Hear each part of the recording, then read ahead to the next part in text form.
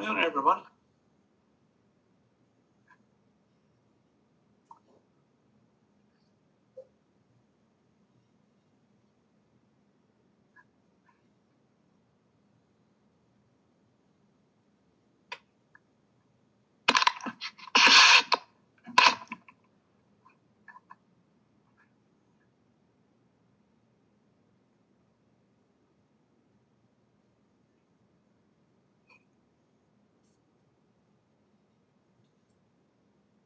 Everybody here?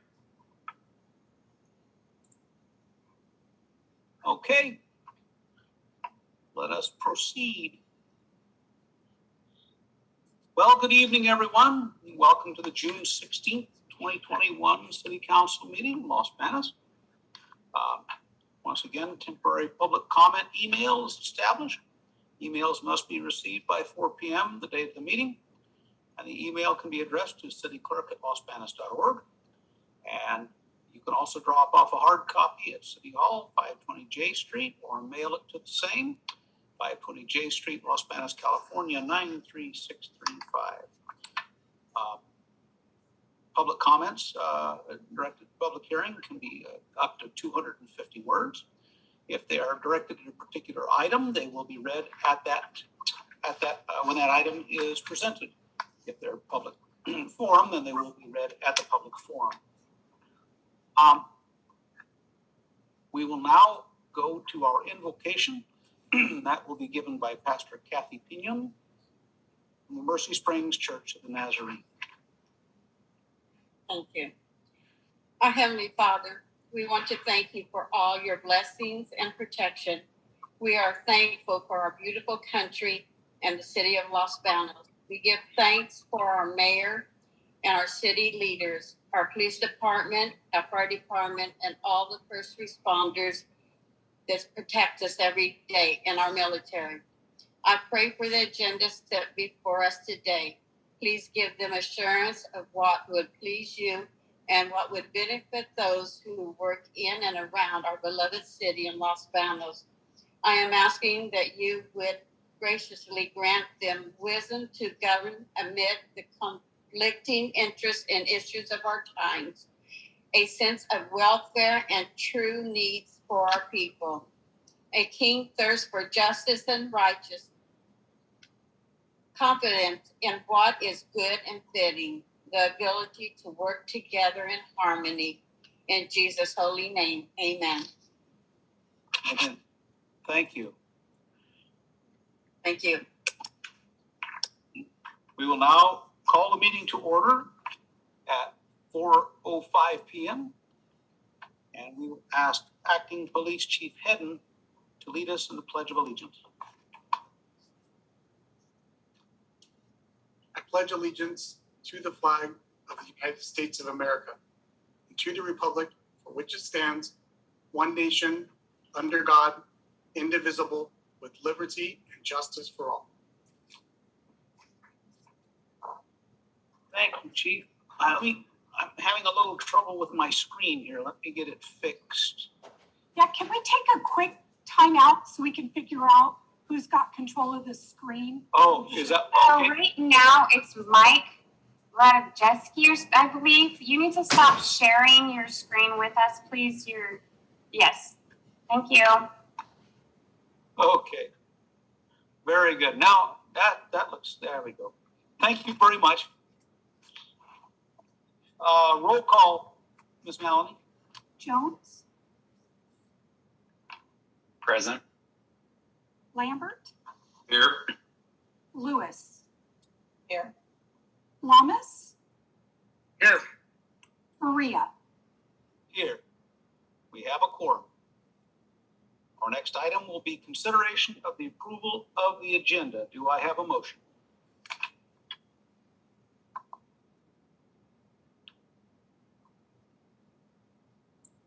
Mayor, so moved. Okay, I have a motion by Mr. Jones. Do I have a second? Mayor, I'll second that. Thank you. I have a motion by Mr. Jones and a second by Mr. Lambert to approve the agenda as submitted. Ms. Maloney, roll call, please. Jones, Yes. Lambert, Yes. Lewis, Yes. Lamas, Yes. Maria, Yes, motion carried unanimously. Agenda has been approved. We'll move on to a presentation for Juneteenth. Did Mr. Johns get on? I had made contact with him when I asked about it, and I don't know if he was going to be receiving for us, or is anyone here besides Mr. Johns from the NAACP to accept this? I've been I gone don't for see 2 days. anybody on the list of names. Okay, very good. Well, I'll go ahead and read it, and then we'll get it to the NAACP representatives. Proclamation recognizing Juneteenth Day. Whereas on June 19, 1865, Union soldiers led by Major General Granger landed on the shores of Galveston, Texas, to declare that the war had ended and all those enslaved in the South were now free. Although President Lincoln's Emancipation Proclamation had been issued more than 2 years prior, Union troops had previously been unable to fully enforce the order. And whereas, as one of the oldest American holidays, Juneteenth commemorates formerly enslaved individuals and their descendants, and has historically been a time of prayer, reflection, and family reunion. And whereas Juneteenth also highlights the artistic and intellectual achievements collectively preserved through the pre- and post-Middle Passage, the slave trade, the Emancipation era, and the Civil Rights Movement, as well as more recent accomplishments of African American cultural expression. And whereas, although Juneteenth celebration is specific to the emancipation of African descendants, its message promotes the continued freedom and economic prosperity of individuals from all races, colors, creeds, and cultures. Now, therefore, be it proclaimed that the mayor and city council members of the city of Los Banos do hereby proclaim June 19th as Juneteenth Day in the city of Los Banos and urge citizens to celebrate the great freedoms we as Americans are blessed with each day. In witness whereof, I have here and set my signature. And interestingly enough, today, Congress, the process of approving Juneteenth as a national holiday. So thank you very much. Thank you for preparing the proclamation, staff. And we will get that to our NAACP representatives. We will now move on to the public forum. Members of the public may address the city council members on any item of public interest that is within the jurisdiction of the city council. This includes agenda and non-agenda items. No action will be taken on non-agenda items. Speakers may submit their comments by submitting a written statement limited to 250 words or less by dropping it off in the utility payment box at City Hall, 520 Chase Street, by mail or email to cityclerk@losbanos.org. Comments received will be read into the record during the city council meeting. Ms. Maloney, do we have any comments to be read today in the email? I've received 2 comments by email. One I can read during the public forum, and the other is regarding item 13. Okay, so we'll go ahead and listen to the public forum. We'll read the public forum item now. Please. Hi, I'm Darlene Ingersoll, the Merced County Registrar of Voters. The Elections Department is transitioning to the Voters' Choice Act this year and is effective with the governor recall election in 2021. The Voters' Choice Act is intended to modernize elections in California by allowing counties to conduct elections under a new model, which provides greater flexibility and convenience for voters in changing election laws to reflect trends towards voting by mail and allowing polling places to be replaced with voting assistance centers. The new election model allows a voter to choose how, when, and where to cast their ballot by mailing every active registered voter a ballot, which can be returned by postage-free mail, elections office, secure drop boxes, or at any voting assistance center. The draft election administration plan is posted in 6 languages on our website. The period for the public to submit comments on the draft election administration plan is June 28, 2021 through July 13, 2021. The comments may be submitted in writing, email, or in person. There is a public hearing scheduled for July 13, 2021, at 6 p.m. in the Merced County Board of Supervisors chambers. The public hearing notice is also posted on our website. The Registrar of Voters will consider all comments and then publish the amended draft election administration plan on the July 19th, 2021, and adopt the final EAP on August 3rd, 2021. Visit our website at www.mercedelections.org or email us at elections@countyofmerced.com or contact us at 209-385-7541 or 1-800-561-0619. Thank you very much. Hearing no further public comment in the public forum, we will close the public forum and move to item 7, consideration of approval of consent agenda. Items on the consent agenda are considered to be routine and will be voted on in one motion unless removed from the consent agenda by a city council member. Ms. Malady, please read our items for this evening. Items on the consent agenda are as follows.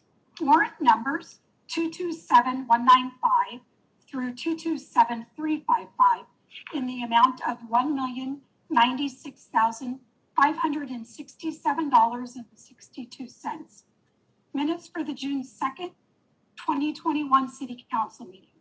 City Council Resolution number 6373, designating an authorized representative for the purpose of obtaining coronavirus relief funds. City Council Resolution number 6374, denying application for leave to present late claim by Michael R. Seville, Esquire, on behalf of Roberto Maldonado. City Council Resolution number 6375, granting application for leave to present late claim by Michael R. Seville, Esquire, on behalf of Emilia Maldonado, a minor, through her mother and guardian ad litem representative Audrey Ramirez. And the items are to be approved as submitted. Thank you, Ms. Maloney. Council, will go through and ask if there are any items you would like pulled. Please indicate whether you would like it pulled for just discussion or a separate motion. Mr. Jones? No items, Mayor. Thank you. Mr. Lambert? No items, Mr. Mayor. Thank you. Ms. Lewis? No items. Thank you. And Mr. Yamas? No items. Thank you, Mr. Mayor. Seeing no items to be pulled, Chair will entertain a motion to approve the consent agenda as submitted. Mr. Mayor, Councilmember Lambert here. I'd like to make a motion to approve consent agenda as submitted. Thank you, Mr. Lambert. Do I have a second? I'll second that, Mr. Mayor. Thank you, Mr. Yamas. I have a motion by Councilmember Lambert and a second by Councilmember Yamas to approve the consent agenda as submitted. Roll call, Ms. Maloney? Jones, Yes. Lambert, Yes. Lewis, Yes. Lamas, Yes. Faria. Yes, motion carried unanimously. We will now move on to a Peninsula Clean Energy presentation and update. For that, we go to Community and Economic Development Director Elms. Thank you, Mr. Mayor and City Council. So I'd like to introduce tonight Jan Pepper. She's the CEO of Peninsula Clean Energy. We do have some new council members, but as some of you may recall, back in October of 2020, the Las Vegas City Council authorized the membership in the Peninsula Clean Energy PCE Authority and authorized the implementation of a community choice aggregation program. So I won't get into the specific details of our partnership with Peninsula Clean Energy, our membership in the authority. I'll turn it over to Jan, and I'm sure she will give you the details of their program, the Peninsula Clean Energy program, and the program as it'll be launching in the city of Las Vegas. Jan? Thank you, Stacy. And thank you for allowing us to be on the agenda tonight. Mayor Faria and Council Members Jones and Lewis, nice to see you again. And welcome to the new council members, Councilmember Lambert and Councilmember Yamas. Nice to meet you today. So I have a few slides I'll go through to describe what it is that we're doing, to remind everyone of what PCE is about, and to help educate those of you who this is new to. And this photo on this first slide on the big circle there showing a bunch of solar panels, that is the Wright Solar Project that is just outside of town here in Los Banos, a 200 megawatt solar project that we are contracted to receive all the power from, and which is busily producing power as we speak. Next slide, please. So Peninsula Clean Energy is a not-for-profit, locally led electricity provider. We were launched in 2016 with the goals to reduce carbon emissions and expand access to sustainable and affordable energy. And we were launched in 2016 in San Mateo County. Each of the city councils in San Mateo County and the county itself voted to be a part of Peninsula Clean Energy, and each of them voted unanimously to be a part of it. Next slide, please. Our goals are to reduce greenhouse gas emissions by providing cleaner electricity to all of the people, all of the residents and businesses that are receiving this power. And we do this by providing electricity that is 100% carbon free. Our goal is to have all of the energy generated by 2025 to be renewable. We have generation rates that are lower than PG&E, and this has been the case for the last 5 years since we launched. We have consistently been 5% below PG&E since that time. And additionally, we reinvest in local programs to further reduce emissions and to further provide cost savings to the residents. At this point, I'd like to just briefly introduce Jenica Uribe, who recently joined PCE, and she is our community outreach specialist who is focusing on Los Banos specifically. So Jenica, if you could just take a minute to introduce yourself and your background so that everyone knows part of our team that is in Los Banos. Sure. Thank you, Jan. Hi, everyone. Mayor Freya, council members. My name is Jenica Uribe. I'm going to be the Los Banos Community Outreach Specialist for Peninsula Clean Energy. I'll primarily be responsible for community outreach in the Los Banos area as we roll out our service. So I live in Los Banos and I've grown up in Los Banos. I've been here most of my life, so I just feel that's important for everyone to know. I went to our local schools. I'm a Los Banos High School graduate.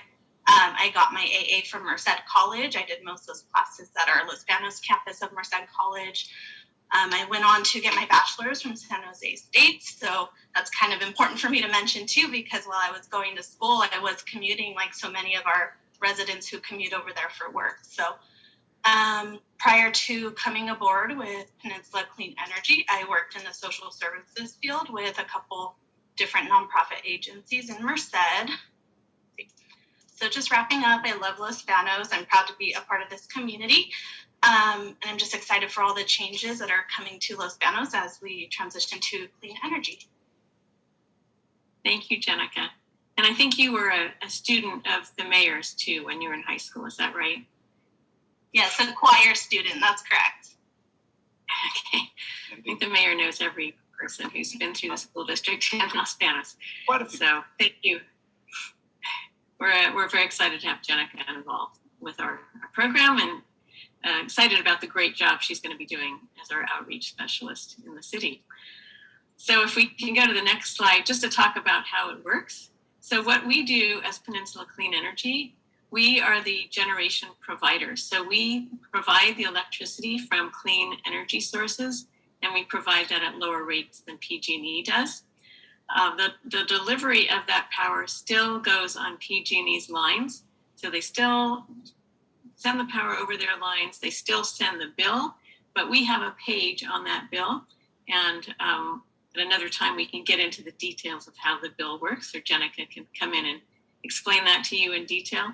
And then as a customer of Peninsula Clean Energy, you're improving the environment by receiving cleaner electricity, and you're also saving money because our rates are lower than what you previously paid to PG&E. Next slide. This next slide shows where we are sourcing our electricity at this time. So the Wright Solar Project, just outside Los Banos in the Billy Wright field, is the largest project that we are receiving electricity from. It's a 200 megawatt solar project. It's been operating for just over a year. It started operating in January of 2020, and we're still waiting to have the ribbon cutting for that. It was interrupted last year by COVID, but once it cools down a little bit, we'll go ahead and have the ribbon cutting for this amazing facility. We'd love to have all of you see it. Other resources that we have wind in Solano County, Kern County.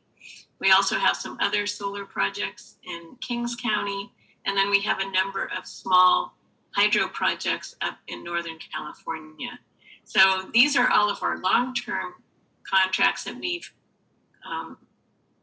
contracted for at this point in time, and we're in the process of contracting for additional long-term energy projects. Next slide, please.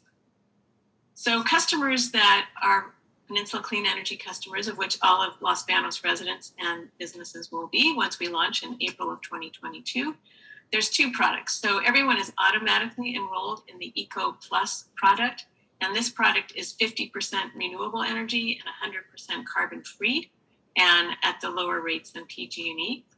Customers can also upgrade to Eco 100, which is 100% renewable, and this costs them about $4 per month more than the Eco Plus product. And people can choose to be Eco 100 customers if they so choose. Otherwise, they can be Eco Plus, get cleaner electricity at lower rates. Next slide, please. We also have a number of energy programs, community energy programs, to help further reduce emissions and to improve our communities. And these are focused in three areas: transportation, buildings, and resiliency. On the transportation side, we are working on a number of programs to help people get into electric vehicles, which have no emissions associated with them, especially if they're being charged with the clean electricity that Peninsula Clean Energy is generating.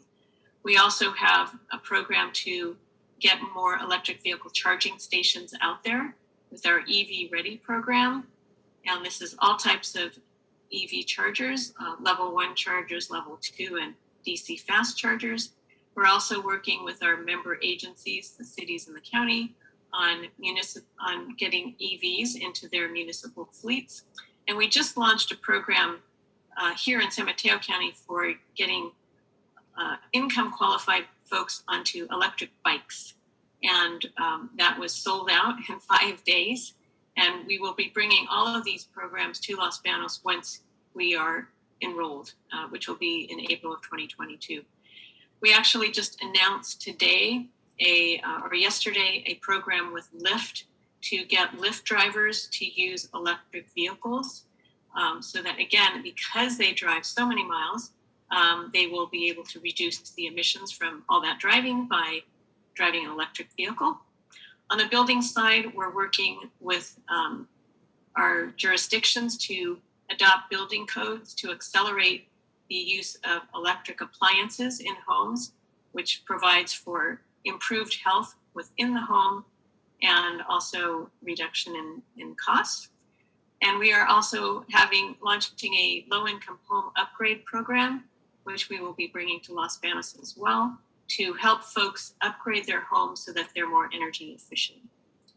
On the resiliency side, last year we had a program to get portable batteries out to our low-income customers who were medically vulnerable and needed to have electricity if PG&E turned off the power because of high wind events. And we got about 150 portable batteries out to our customers. And then we're also looking at how we can help community facilities be resilient, that if the power were to go out, that you have clean battery storage to keep your essential electricity needs going. So anyway, all of this is in the process of being brought forward to Los Banos so that you have the benefit of these programs once we are launched there next year. Next page, please. So just to inform you on what the impact has been in San Mateo County. San Mateo County has about 750,000 residents population. And in the 5 years that we've been operating there, we've saved our customers $72 million that did not get paid to PG&E because of reductions in their electricity bills. We also reduced carbon emissions by 70%, which is the equivalent to removing 182,000 cars off of the road. And then we've invested $25 billion into these local programs that I just mentioned. And we know that air pollution is a big concern of yours in Los Banos, and we're excited to be able to help you clean up the air there through these types of programs. Next slide, please. So just some history on our association with you. We did a groundbreaking for the Wright Solar Project back in October of 2018. And at that groundbreaking, we invited all of the local officials and all of the local council members and everyone else in Merced County to this momentous event. And this sparked conversations between the city and us. Your former mayor, Mike Villalta, was very interested in having that power that was generated from the Wright Solar Project flow into the city of Los Banos. So we continued to meet with your city staff and elected officials throughout 2019 to figure out how we could work with you and what the options were for getting that power. Next slide, please.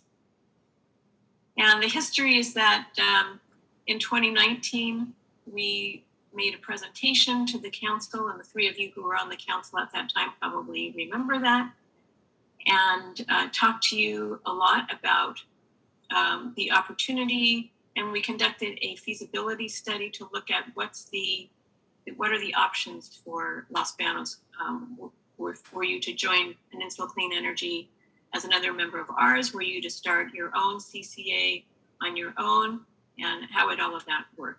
So in June of 2020, you adopted a resolution to embark on that study with us.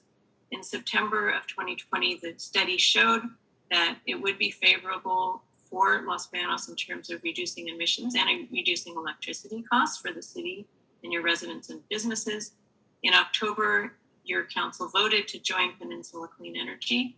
And in November, Mike Villalta joined our board. And then in December, Tom Faria joined our board as the new mayor of Los Banos.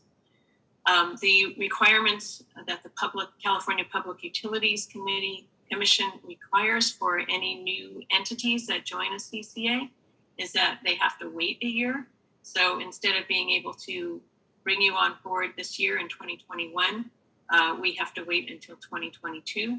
And the timing seems best to have enrollment begin in April of 22, when all of your residents and businesses will be automatically enrolled as Peninsula Clean Energy customers. Any customer can choose to opt out and stay a PG&E customer. In San Mateo County, about 2.5% of the customers have opted out and stayed with PG&E, but 97.5% have stayed our customers. And why not when you're getting a superior product for a lower price? And the last slide here is just to give you an idea of the timeline here. So the implementation plan was submitted to the Public Utilities Commission in December of 2020, informing them that Los Banos was going to be joining Peninsula Clean Energy, and now we're waiting that year through 2021. We also have a Citizens Advisory Committee, and in May last month, we appointed Los Banos resident Daniel Bearwalt to our Citizens Advisory Committee, so we're excited to have his participation. On June 1st, Jenica joined our team, and very excited to have her there. In September, we will start the outreach and education to the Los Banos community about Peninsula Clean Energy and what it means. In February of 2022, enrollment notices will start going out. So we are required to send 4 notices to every Los Banos electricity customer who is going to become a PCE customer. They will receive 2 notices before the enrollment in April of 2022, and they will receive 2 notices after that time. informing them of what our service is and of their right to opt out if they so choose. And in April of 22, you'll start receiving your electricity from Peninsula Clean Energy and including the solar energy from the Wright Solar Project. So that's all I have at this point. I'm happy to answer any questions that the council members might have. Thank you, Ms. Pepper. This is an informational item, so I'll look for raised hands from council for any questions. Any council members have any questions? Mayor Pro Tem Lewis. Thank you, Mr. Mayor. I just have a couple of questions. What is the lead time? You said that if my memory serves me correct, is there 1 or 2 notices that you'll be sending out to residents in Los Banos about opting out of the program if they desire not to participate? Yes. The first notice will go out 60 days before that customer is enrolled, and then the second notice will go out 30 days before they're enrolled. And then after they're enrolled, another notice will go out 30 days, approximately 30 days after they are enrolled, and another 60 days after they're enrolled. So they will get 4 notices. Okay, so once they enroll, they still have an option to opt out at the 30 and 60 day mark? Yes. And they can opt out and return back to their existing PG&E service. If they wait for a longer period of time, then PG&E will not re-enroll them and in their current rate schedule. They will put them into an interim type of service. So if someone wants to opt out, they should do it earlier rather than later. Okay. And with your services, as I understand, the rebate for products that a customer would use are only for electricity. It does not include natural gas. Am I correct on that? Correct. We are electricity providers, so the natural gas service is still coming from PG&E. All right. And for those who wish to enroll in the program, for the rebates and the services that are offered, will it be like for like as you are offering your customers in San Mateo County? Yes. And I didn't quite understand the difference between the Eco 100 and the other program that you offered. Could you give a little bit of an explanation on the Eco 100? Because there was a charge for opting into that program, but I don't know what it offers. Yeah. So the Eco Plus product is 50% renewable energy and 100% greenhouse gas free. So what that means is the renewable is from those projects that I showed you on that one table. So it's from solar, wind, geothermal, hydroelectric, small hydroelectric. All of those are considered renewable or defined as renewable according to California law. And then carbon free includes large hydroelectric electricity. So if a hydro project is less than 30 megawatts in size, it's considered renewable. If it's larger than 30 megawatts, it's considered carbon free. It doesn't have any emissions, but it's not considered renewable per the state's definitions. So that's what the Eco Plus product is, and that's at a lower rate than PG&E. The Eco 100 is 100% renewable. So the large hydro is not included in that. So right now it's 50% solar and 50% wind.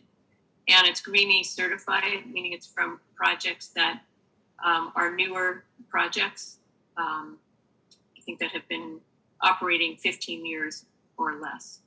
And because that is a more expensive product for us to procure, we charge 1 cent per kilowatt hour more for the Eco 100 compared to the Eco Plus.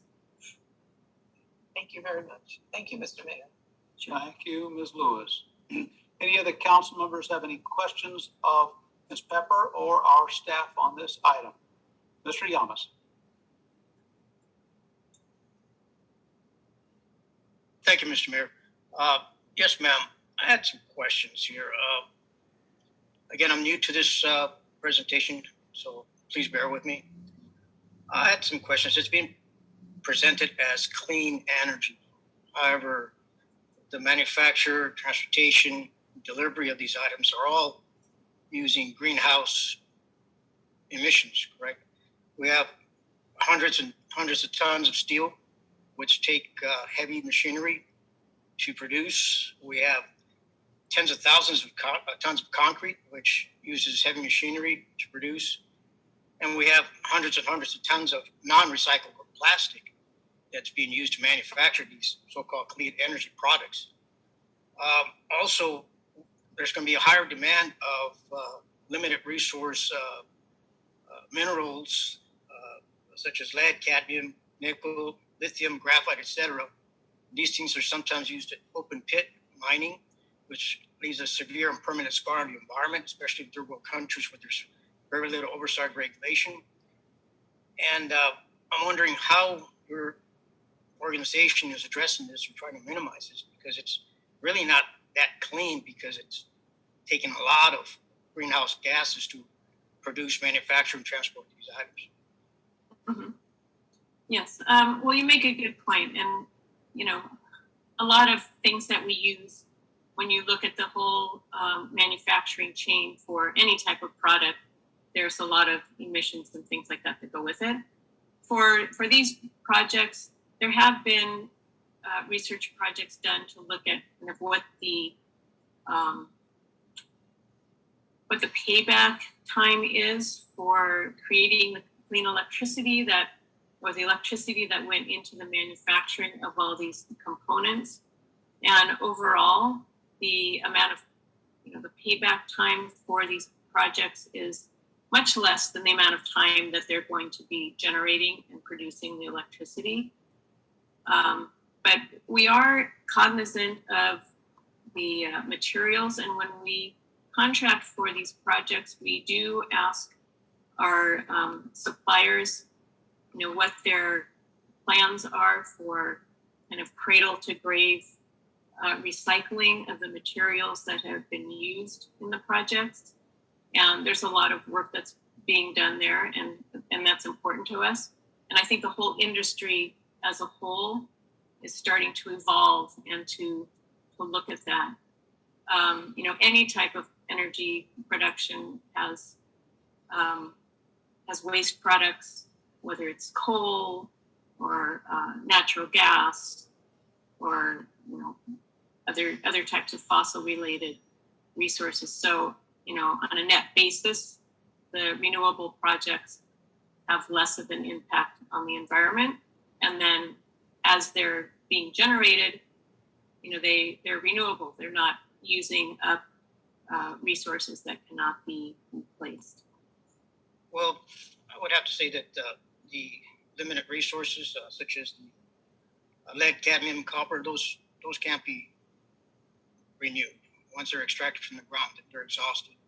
And also the lifespan of these, especially these windmills, these generators, they're not as long as we would like. And then where are we storing these? That's another impact to the environment. Again, I just don't think that it's a clean product, because these things need to be replaced. They need to be maintenance. They're maintenance with petroleum products, which helps lubricate them. So I just wanted to make sure that we understand that there's a bigger product here, a lot more involved than just putting up some panels and some propellers out there, and then all of a sudden we have clean energy. There's a lot more that goes to it, and lasting effects. Also, with technology, it's really reduced the amount of emissions caused by coal burning plants, which produce quite a bit of our electricity still. So I think that we need to do both, not just commit to one when it's still really unproven, and abandon another one, which has helped us to achieve our status in the world as a dominant power. But thank you very much. Thank you, Mr. Llamas. Mr. Lambert? Thank you, Mr. Mayor. Could you just kind of go back over, you said you're already utilizing this in one of the other counties. Approximately what the average cost again is, please? The difference in the cost with this product? compared to PG&E. Correct. With the Eco and the upgraded. Yeah. With the Eco Plus product right now, it's priced at 5% below PG&E. So for a typical resident in San Mateo County, which probably uses less electricity than a customer in Los Banos does, the savings are probably about $2 to $4 per month for the Eco Plus. In Los Banos, I think we've found that the average usage is about twice that. So the savings for a Los Banos customer would be about $4 to $8 per month with the Eco Plus. The Eco 100 is 1 cent per kilowatt hour more. So it adds, I think in San Mateo County, it maybe makes the bill about $2.50 per month more to have the 100% renewable. So in Los Banos, it would, I don't have the exact numbers, but I'm assuming it's maybe about twice that amount. We'll be putting all of that information together as we do the outreach so that everyone has, the most accurate information on what the cost differences are between staying a Peninsula Clean Energy customer versus opting out and going back to PG&E. Okay, another quick question. So if they don't opt out, do they automatically get enrolled into the Eco? Is that what I understood? Yes, everyone is automatically enrolled. And because your council voted to be a part of Peninsula Clean Energy, in April of 2022, everyone will be transitioning over as a Peninsula Clean Energy customer unless they make the decision to opt out. And we'll be explaining all that. Jenica will be very engaged in making sure that everyone understands how that works. We have a website. People can click on a little button on the website to opt out. They can also click on a button to opt up. But we hope that the vast majority of residents and businesses in Los Banos will choose to stay with Peninsula Clean Energy because you'll get a better product at a lower rate. Okay. Thank you, Ms. Pepper. Sure. Thank you very much. Any further questions from council? Well, thank you for coming in this evening. Looking forward to bringing good products and beneficial product to our valley here in our region, and those the discounted rate and the potential for programs to for electric cars, and cleaner vehicles, and while generating clean power from our local Billy Wright Solar, which it's interesting to note is the largest of all the plants in the system. Very pleased to see that, and we will be seeing a lot of you over the next few months, especially Jenica. It's nice to see her have achieved what she's achieved as a Los Banos graduate. Thank you very much. Thank you, Ms. Elms, for bringing in Ms. Pepper tonight. Thank you so much. All right, so we will close item 8 and go to item 9, our public hearings. We have 4 public hearings tonight. If you challenge the proposed action as described herein in court, you may be limited to raising only those issues you or someone else raised at the public hearing described herein, or in written correspondence delivered to the city at or prior to the public hearing. So item A, public hearing A, is to receive public comment and consideration of the appropriation limitation for the 2021-2022 fiscal year. And for that, we go to Finance Director Higgins. Good evening, Mayor and council members. So tonight's public hearing, what this is it establishes an appropriations limitation. Back in November of 1979, California voters approved Proposition 4, which creates a state law that requires local governments to adopt an annual appropriations limit. So basically, we just have to formally go through the process. There's a specific calculation that needs to be used, and what the council needs to do is to identify, and it's all in the staff report and in the resolution, but they need to identify a couple factors, and one includes that the population and inflation options, which tonight we're asking you to go by the California per capita personal income factor, which we'll get to, and also the city population. We do have the option of choosing between the county or city population, whichever is higher. And in this case, the city of Los Banos population change is greater. It was 1.0242, and the county's was 1.005. So we are required to establish this limitations, by resolution. And the way this works is we take the appropriations limitation for the prior fiscal year. So in this case, for fiscal year 2021, and that would be $98,080,886. And we multiplied that by, a little confusing sometimes, we take A, which is the change in the California per capita personal income, as I mentioned before, which is 1.0573.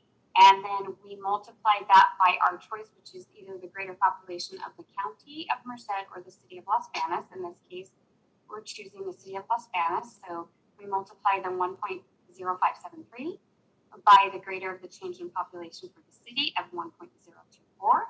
And that gives us an adjustment factor of 1.0829. We're then going to take that adjustment factor and multiply it to the prior year's limit to come up with the new year's limit. So the new year limit for the 2022 fiscal year is $211,791. What this tells us is how much can we tax the citizens of Los Banos, regardless of what type of tax it is, how much can we tax them? We're saying that we can tax them $106 million would be our cap. We are nowhere near that number, of course. We are actually at $21 million. That's what counts for all tax proceeds, regardless of what fund that they're in, which means that we are under the limit by $84 million, which basically means we're safe. We're not overtaxing our citizens. In fact, if anything, we're quite under. So we're in good condition, and this is just a formality to have the council approve. Again, the appropriations limit is $106 million. Proceeds of tax are almost $22 million, which means that's what we're credited for taxing the citizens, and that means we're under by a little bit more than $84 million. And tonight I'm just asking the city council to hold a public hearing, select the inflation and population by recorded vote, which is included in the resolution, by adopting the resolution, and adopt the attached resolution. And I know that was a little bit confusing, but I'd be happy to answer any questions that you may have. Thank you, Ms. Williams. I'm going to go ahead and open the public hearing, and then we'll bring it back to council after the public hearing. So, Ms. Maloney, do we have any comments for the public hearing for this item? I didn't have any public comments prior to the public hearing, but let me check my email to see if any came in real time.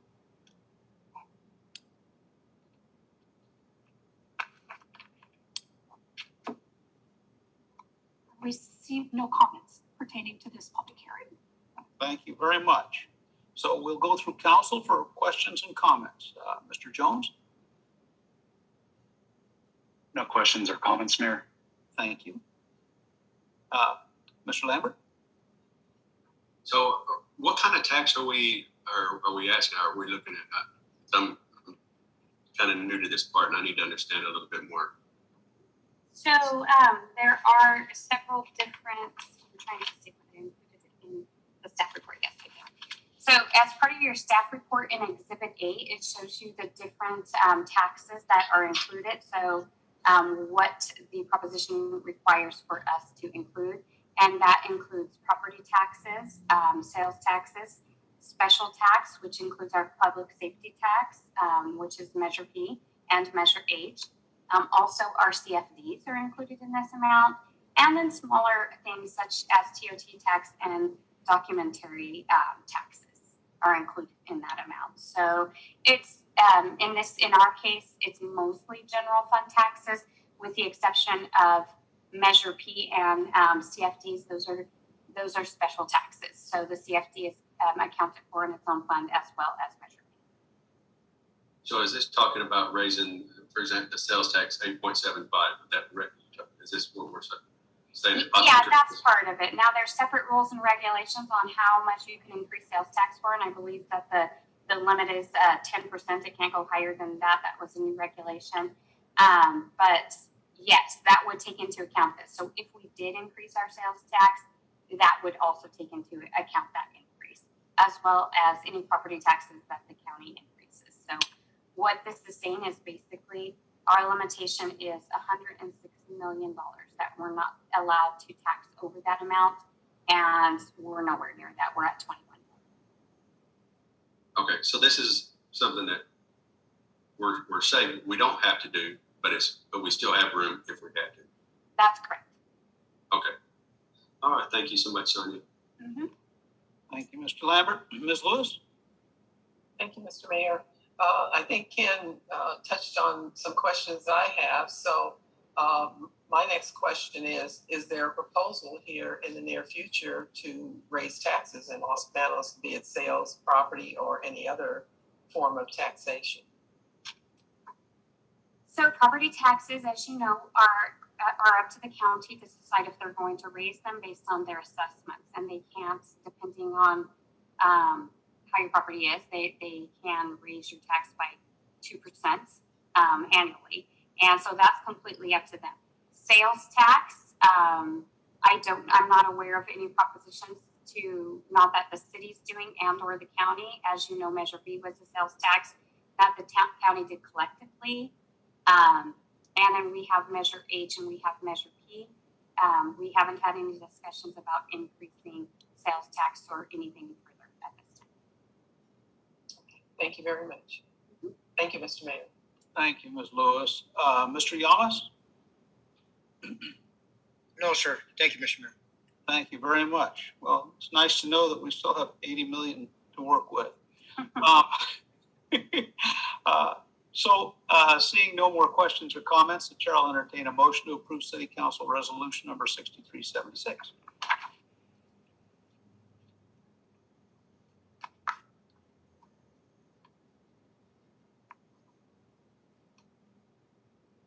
Mayor, Councilmember Lambert.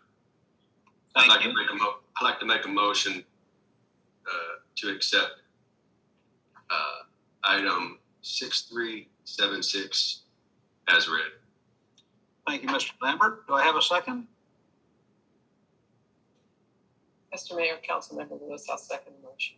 Thank you. I have a motion by Councilmember Lambert and a second by Mayor Pro Tem Lewis to approve City Council Resolution number 6376 as read. Ms. Maloney, roll call. Jones, Yes. Lambert, Yes. Lewis, Yes. Lamas, Yes. Faria, Yes, motion carried unanimously. Thank you very much, Ms. Williams. Move on now to item B in the public hearings. To receive public comment and consideration of the 2021-22 fiscal year budget. And for that, we go back to Finance Director Williams. Okay, so tonight I have for you a summary budget presentation of what we went over on the May 19th workshop. And I'd like to start by saying this picture is our new budget cover for the fiscal year 2022. It was taken by our very own Rosemary, who is an accountant in the finance department. And we'll use that as our cover photo for both the capital improvement project booklet and the budget booklet.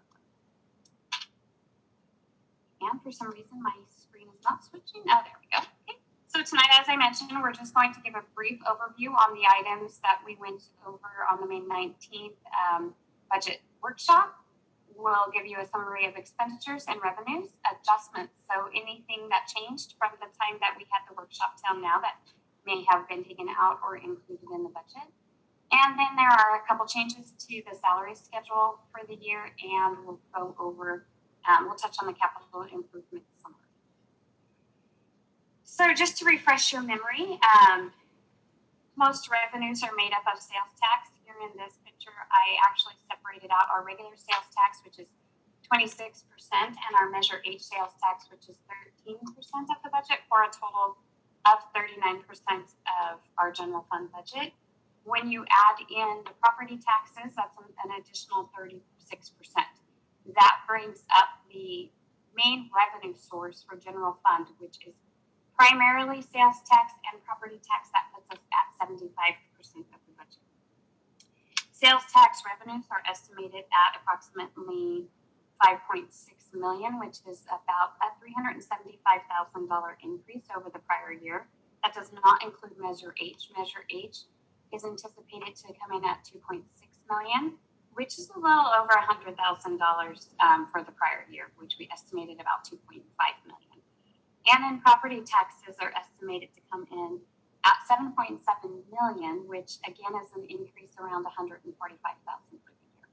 Some of the other categories include other revenues, charges for service, licenses and permits, and other taxes. Citywide increases to our budget this year, as a refresher, employee salaries and benefits, that's always a cost increase, even if there's not a COLA associated with it. This does include step increases, so any employees that may be eligible for a merit increase, which is an annual step increase based on performance, that is built into the budget. Potential health insurance increases for any bargaining groups that may still be stepping. PERS increases, and then minimum wage increase. As you know, the minimum wage increases again in January 1st of next year, and so we built in a 6-month increase to reflect that change. This mainly affects our part-timers, and it did affect 2 other positions that were adjusted accordingly as well. I believe that this is the last minimum wage increase for the law that was passed. Other increases include liability insurance across the budget, electricity and gas. We do have, if you remember, large investments into our capital projects and equipment needs this year. And then this, generally this includes assigned and committed funding. We take into account those expenditures as well. So just to bring up the changes that we made from the last time, I did put a detailed description into the staff report, so hopefully there aren't any surprises. The increases for this year's budget from the 19th, we went back and we took a look at anything that we might have missed or any requests that were made from that time. Some of council may remember that prior to Corona, we started a council member neighborhood outreach program. This program included $100 for each council member to put on an outreach program in a park or area in their districts, and we've increased that from $100 per council member to $500 per council member. This does affect the general fund. Council members' distributions are 25% to the general fund, and then 25% to each to water, wastewater, and solid waste. Community events. We also took a look at city programs that we might like to do throughout the year now that the coronavirus is gone. And we did put $1,500 aside for community events.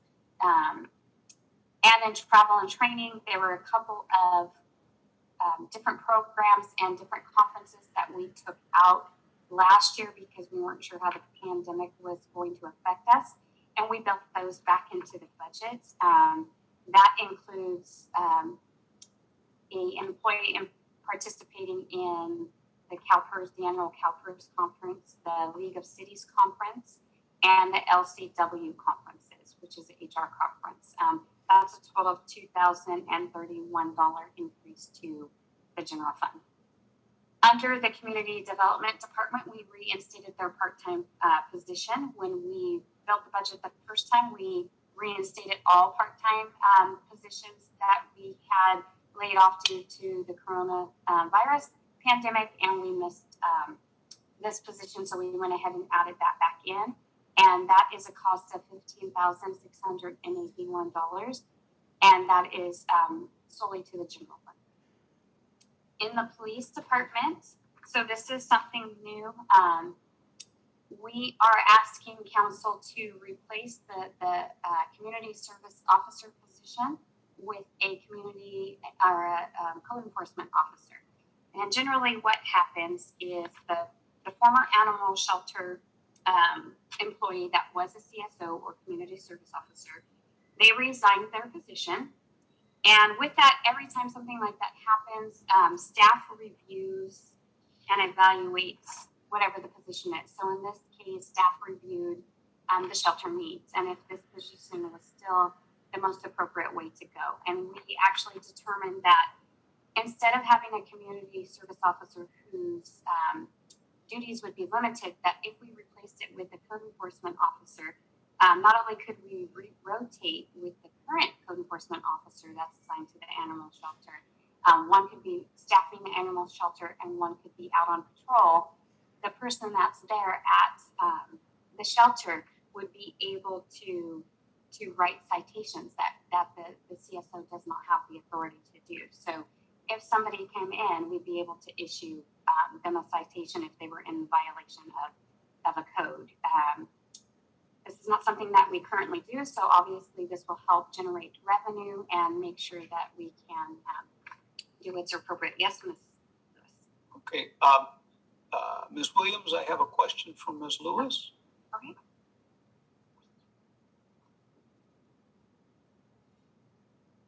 Oh, you're muted. Thank you. The change of the position from CSO to CEO in the animal control department, is there going to be a rotation of how those positions act, or is the same person going to be inside the office all the time? No, they will be rotated. So the current CEO that we have that's assigned to animal control will be rotated with whoever gets the next position. So they'll take turns patrolling and they'll take turns in the shelter. Okay, thank you. This will also allow us to add services. For instance, we have the dog park now, and that should allow us to not only increase patrols in the area, but it would also allow us to increase patrols at the dog park. And now we have also a question from Mr. Yamas. Thank you, Mr. Mayor. I appreciate the flexibility that proposal suggests. However, I wouldn't be comfortable with people rotating.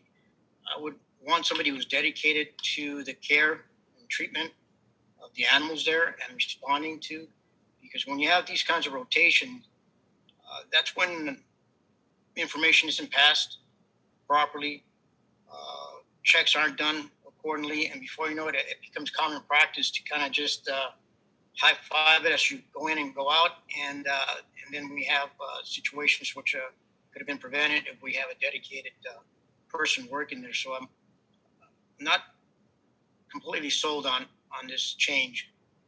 Thank you. I understand. I'm going to let the chief speak on that situation because he could talk more about staffing. But what I do want to say is that this does actually help with succession planning. So if we're just completely assigning somebody to the animal shelter and they're not on rotation, and for some reason the person on rotation is unable to do that job, then they wouldn't be able to step in because they haven't done it before. So it could help us in that manner. But let me hand this over to Chief Hedden so he can give you some more insight. Council member, that's a very good concern, very good point that you make. So in code enforcement, we have community preservation officers that are tied to issues like vehicle abatements, blight in our community. And then we have the animal control component of the code enforcement division. One of the reasons that we don't rotate code enforcement officers assigned to community preservation to the shelter is for that point, exactly what you bring up. We want that institutional knowledge in the focus area that they are assigned. And typically people who are working with animals have a heart for animals, and they build a niche. The community understands who they are. So when we talk about adding another code enforcement officer classification to our animal control efforts, what we're really doing is essentially having two animal control code enforcement officers. One would be assigned at the shelter. They would issue citations, handle euthanasia, and all of the things that code enforcement officers are able to do at the shelter. And that would allow one code enforcement officer to stay on the road, because as Sonia mentioned, having the dog park and the increased in calls and things like that, it's important for our code enforcement officers to be out on the road, and we sort of need for them to be proactive now. So that prevents that code enforcement officer from having to come into the shelter to handle those duties that the other code enforcement officer can handle. And now we talk about a rotation. Those two officers would be assigned to the shelter, and that the rotation would be that it would be like on a weekly basis who's out on patrol running the animal shelter and who's handling the intake and things and duties at the shelter. So I hope that kind of clarifies it. They'll both be animal control experts. They'll both be tied to there, but the rotation is so that they both get time on patrol. So my understanding is that you are still going to hire for those characteristics, as you spoke to someone who has a calling to care for animals, so that we have somebody with that aptitude. Is that correct? Yes, that'd be exactly what we're looking for when we put the position out there. We're looking for someone who hopefully has some experience in animal control type services. So that would be the goal. If not, we can train somebody definitely who has the heart for it to work at the shelter. We've done that before, and we've been very successful with that. But the main goal is to keep that person at the shelter, so our rescues know and understand and trust the person that they're working with, so that we can help animals in our community. Okay, I think I have a better understanding now. Thank you very much, Chief. Appreciate it. Thank you very much. And so we will go back to Ms. Williams. Thank you, Chief. So the cost of that would be offset by removing the CSO position, and that would be approximately $35,000 increase to the general fund. The caveat is we do estimate the insurance, what we expect the person might come in and get insurance. And it seems a little bit higher, but that's because the last position, we didn't budget for insurance because that person waived the insurance. So decreases since this time are the aerial boom truck estimate. We actually decreased that by $35,000. The reason for that decrease is as we were looking into possible lease options to see if that was a better option, we did actually get a price quote for that, and it came in a lot less than originally estimated. And so we want to go ahead, and because it is such a large number decrease, that the ask that we had before. So that gives us a total increase to the general fund of $20,559, and that increase again is from the time we last spoke. So what your budget books reflect currently to what we are asking you to adopt. That being said, this is just an overview again of how the general fund expenditures work, broken down by department.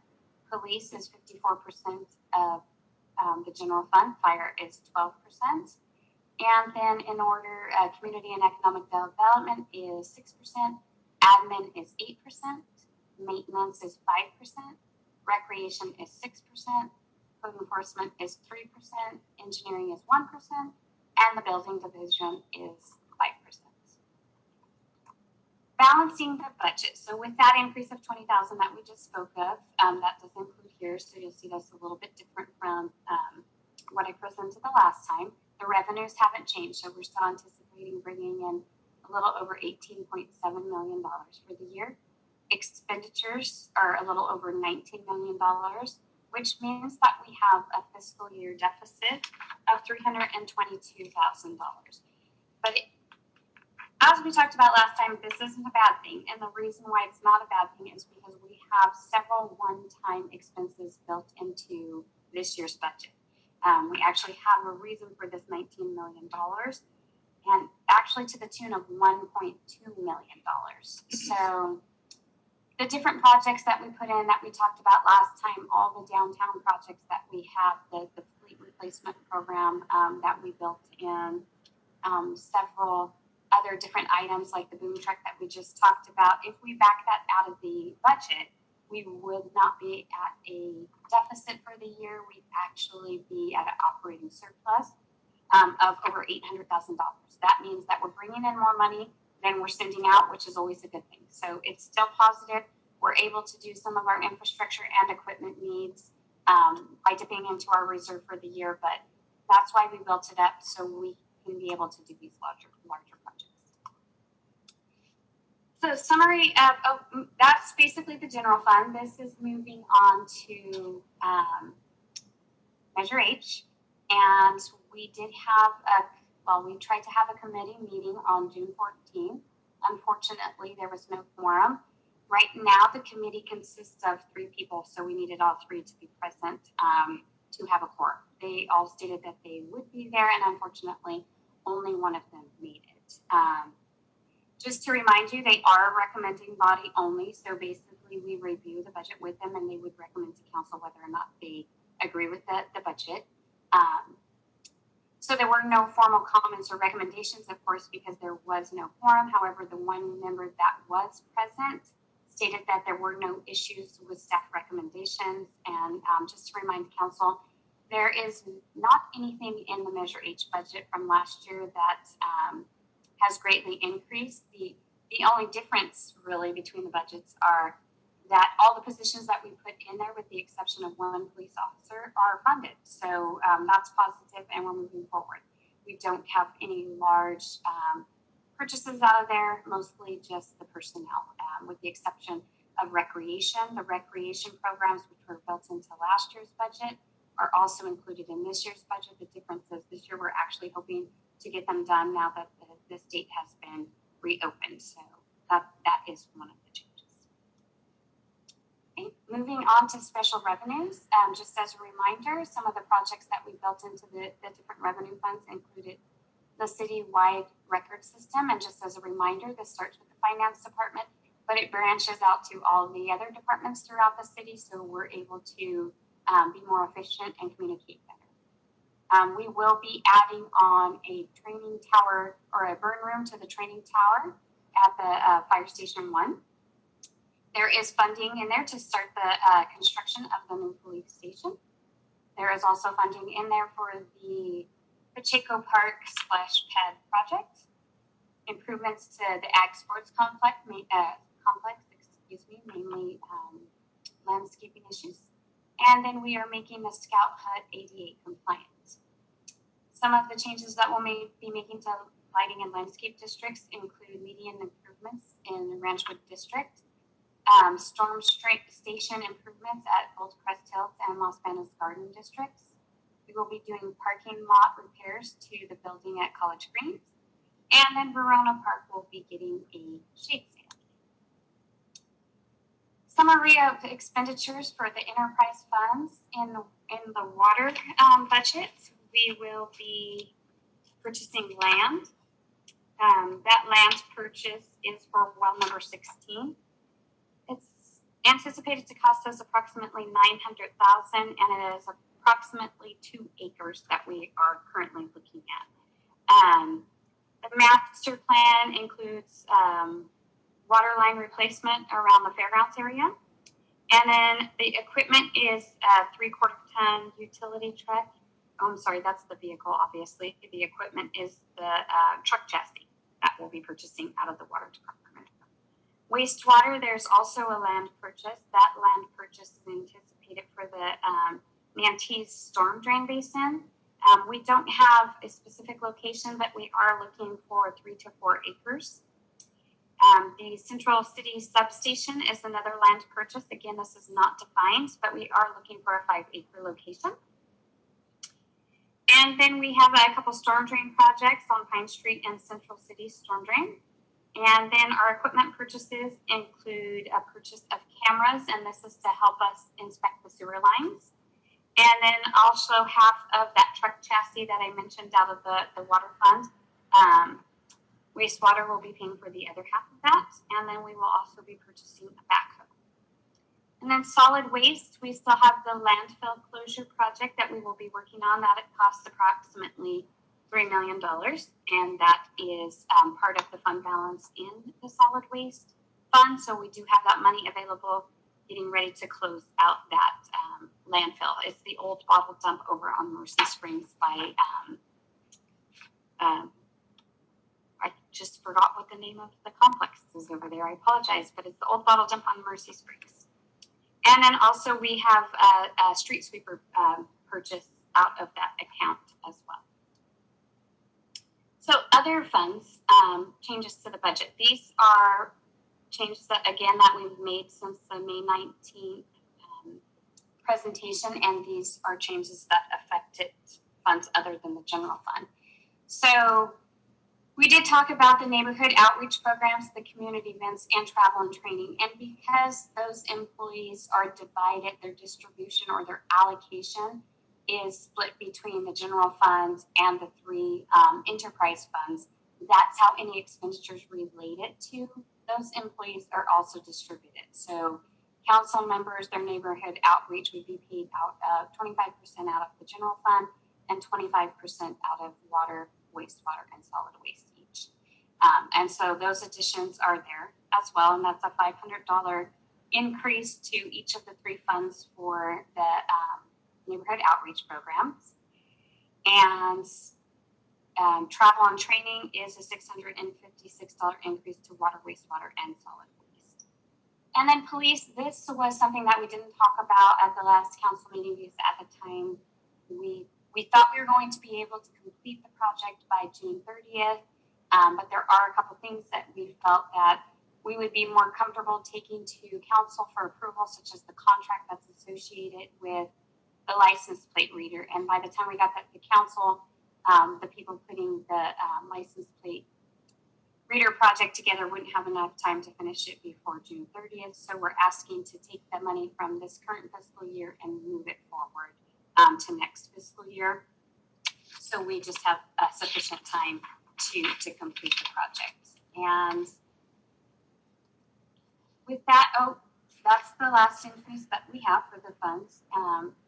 Something else that was included in your staff report, and we do this annually, is if there's any changes to the salary schedule, we adopt them at the time that we adopt the budget. So the increases that you will see are a council approved 2% COLA increase to all unrepresented employees, which I'd like to thank you for personally, because my employees are all unrepresented employees, and because of the pandemic, they did not get an increase last year. So I do appreciate that council is giving them a 2% COLA increase for the year. So that is built into the salary schedule that's included in your agenda packet. And then also you'll see that minimum wage increase that I referred to, it is included for half the year. So July through December will still be the old minimum wage rate. And then in January, it will increase to the $15 per hour. And then finally, you will also notice the position change. If approved by council, it will remove the community service officer from the salary schedule and add a code enforcement officer to that salary schedule. Those are the only changes to the salary schedule. So tonight, what we're asking you to do is conduct a public hearing, discuss amongst council any recommendations, additions, deletions, or any other type of modifications that you might have for the proposed budget, and then adopt resolution 6377 adopting the fiscal year 2021-2022 fiscal budget. And I'd be happy to answer any questions that you may have. Oh, I did my recommendation before I did my capital improvement plan, so I apologize for that. I misplaced my slide. The capital improvement plan in your budget workbook that we presented to you on the May 19th included a summary. The summary basically takes the entire book. The book is almost as large as a budget. And what the book does, the differences between the book and the summary is that the book is very detailed. It takes each project that we talked about tonight and at the prior meeting and explains exactly how much it's going to cost, where it's funded from, what the project entails, how long the project will last. Sometimes there's pictures associated with it if we have one. That will be adopted here tonight, but the book will be presented when we present the final copy of the budget. So for now, what you do have is a summary of the 5-year plan. This is updated annually to reflect the 5 years, so the current year and the 4 years following. It shows all available funding and is for all funds. So not only general fund projects, but any other funds that may have projects as well. So that being said, the recommended actions are as I mentioned before, and now I would be happy to answer any questions that you may have. Thank you, Ms. Williams. Council, I'm going to go ahead and open the public hearing and then come back. And so we'll go to Ms. Maloney to see if we have any comments in the public hearing. Again, let me check my email to see if any came in.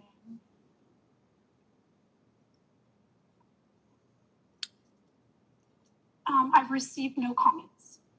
All right, seeing no comment, we will close the public hearing, bring it back to council. I will go through the council one at a time for comment and question. Mr. Jones? Yes, Mayor. Sonia, just wanted to confirm in the budget for the 21-22 fiscal year, we do have in there budgeted for the downtown archway and for the streetscape design. That's correct. That's correct. All right, thank you. That's all, Mayor. Thank you, Mr. Jones. Mr. Lambert? Yeah, Ms. Sonia, can you tell me what did we do with the aerial boom truck again? So we just decreased the cost of it by $35,000 because we received a updated quote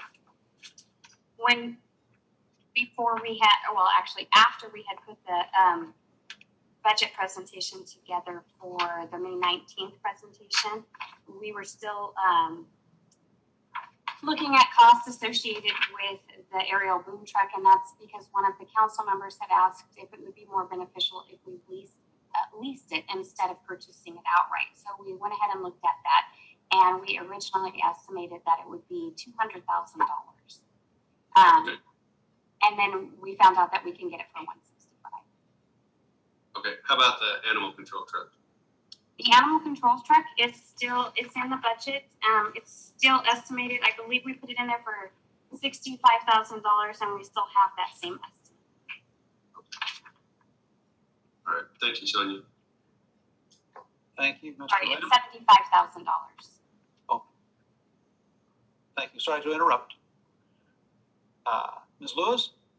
No questions, Mr. Mayor. Thank you. And Mr. Yamas? Just had a question about the code enforcement truck. Is that, I know that council had generally stated that we wanted an extended cab, not a quad cab. Was that changed, or how is that reflected in the budget?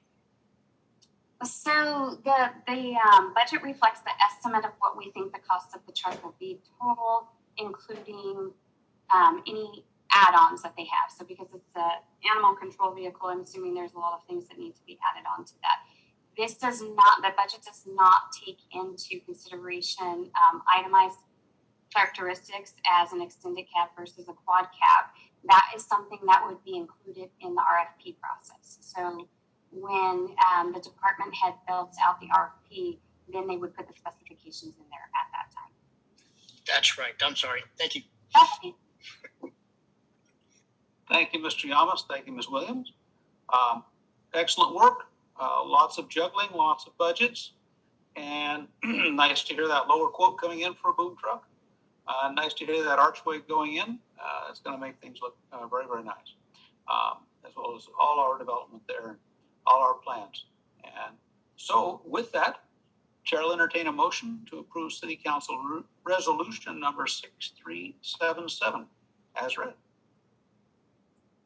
Mr. Mayor, Councilmember Lewis, I'd like to make a motion to approve Resolution 6377 as read by title. Thank you, Ms. Lewis. Do I have a second? Mr. Mayor, Yamas here. I'll second that. Thank you, Mr. Yamas. I have a motion by Mayor Pro Tem Lewis, second by Councilmember Yamas, to to approve City Council Resolution number 6377. Ms. Maloney, roll call, please. Jones, Yes. Lambert, Yes. Lewis, Yes. Lamas, Yes. Maria. Yes, motion carried unanimously. Thank you, staff, for the excellent presentation and all the work that goes into that. Move on to item C, public hearing. To receive public comment and consideration of accepting the 2020 Urban Water Management Plan, the UWMP, which will support the city's long-term resource planning and ensure adequate water supplies are available to meet existing and future water demands. This item was continued from the June 2nd, 2021 council meeting. And for that, we go to Public Works Operations Manager, Mr. Vai. Thank you, Mr. Mayor and council members. This afternoon, Public Works is requesting that the City Council conduct a public hearing regarding the draft 2020 Urban Water Management Plan, and following consideration of public comments, adopt the resolution accepting the 2020 Urban Water Management Plan. This is an update to the 2015 Urban Water Management Plan, which was an update. So this is just an update. The urban water management plans are required to be prepared by California's urban water suppliers to support their long-term resource planning and ensure adequate water supplies are available to meet existing and future water demands. So every urban water supplier that provides 3,000 acre feet or more of water annually or serves 3,000 or more connections is required to assess the reliability of its water sources over a 20-year planning horizon. So this covers from 2020 to 2040 for the 20-year planning horizon, and we meet both of those requirements. In 2020, we pumped 8,309 acre feet of water, and we have more than 3,000 connections, so we meet both of those requirements. The Public Works Department entered into a task order with Provost and Pritchard Consulting Group to prepare the 2020 update of the Urban Water Management Plan on January 25th of 2021. And tonight we have Owen Kubin as a representative in Provost and Pritchard for any technical questions that I may not have the answers to.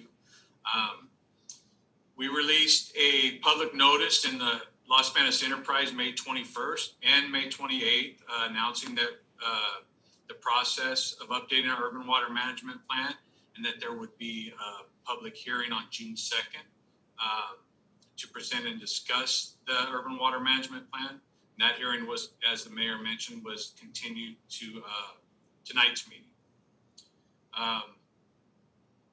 The reason it was continued was we found some inconsistencies in the population that was used in preparation of the plan, and we discovered that we did not use the Department of Finance population numbers for 2020. The census tract number was used that included areas outside of the city that we don't deliver water to, so the population was increased over what the Department of Finance number was. So that's why we had to continue. We had to make those adjustments.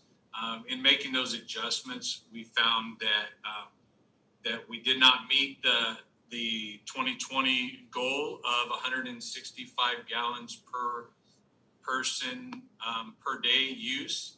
It was actually 173 gallons, so we were 8 gallons over. We think that is mostly due to the COVID-19 pandemic and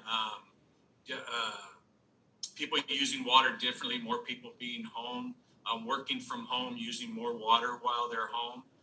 Another thing that we think contributed to that was a lack of public outreach and education due to the COVID-19 pandemic, but because we didn't have booths at the May Day Fair, at the downtown spring street fair and fall street fair and things like that. So we're planning on starting those back up, the public outreach, as soon as everything opens up again and we're able to do that. I've also instructed public works staff to increase their water patrol monitoring to help us get back to that goal of 165 gallons per capita. We think that'll make have the best impact, and we'll be able to reach that goal of 165. We'll revisit this after this year to see if we've been able to get back down to that goal. The fiscal impact of this, it doesn't include any new programs or requirements that aren't already in place. So there's no significant fiscal impacts anticipated by this adoption. We did meet the 2020 goals 4 out of the last 5 years. We just did not meet them in 2020, the year we were supposed to meet the goal. We met them in 2019, and as I mentioned, we're going to be implementing some more measures to try to get back to those goals. So that concludes my presentation, unless there's any questions from anybody that either I or Owen may be able to answer. Thank you, Mr. Vai. We have, this is a public hearing item, so I'll go ahead and go to the public hearing and then come back to council. Ms. Maloney, do we have any public hearing comments on this item?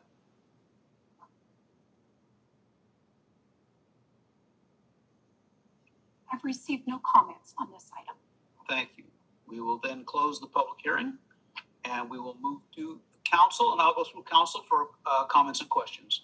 Mr. Jones? No questions, Mayor. Thank you. Mr. Lambert? No questions, Mr. Mayor. Thank you. Ms. Lewis? No questions, Mr. Mayor. Thank you. Mr. Yamas? No questions. Thank you for the presentation. Thank you very much. And we essentially we're working on recharge projects, correct, Mr. Vai, so that we can recharge, because if we don't have enough recharge, there's a limit to how much we can grow. Is that correct? Yeah, there's no limits currently, but we are working on some recharge projects. So the goal of this urban water management plan is basically just a supply and demand. Do we have the supply to meet our demand, and what is our demand going to be? And will our supply meet that demand in the future? So currently, all of our water supply is satisfied by wells. So we don't have surface water. One of the requirements of this plan is to have a water shortage contingency plan. So that in the event there is a water shortage, that we have a plan to address that if the state deems that we need to cut our water usage. The difference in this plan over the last plan is that used to be, if I remember correctly, a 3-stage plan, and that has been increased to a 6-stage plan. And we're basically in the stage 1, even though we haven't been, it hasn't been recommended by the state to be in the stage 1. And one of the way we meet that, what stage 1 is we minimize landscape irrigation runoff. We prohibit landscape irrigation between 11 and 7, and we limit the days that people can water their landscape. And we've continued that even after last year when we came out of the drought. We continued that process. So even though we're not required, we're still kind of in that stage 1, and I think it's just a good practice just to limit our water use, even if we're not ordered to by the state. Thank you, Mr. Vai. I agree. Doing a fine job. Well, with that, Chair will entertain a motion to approve City Council Resolution number 6378.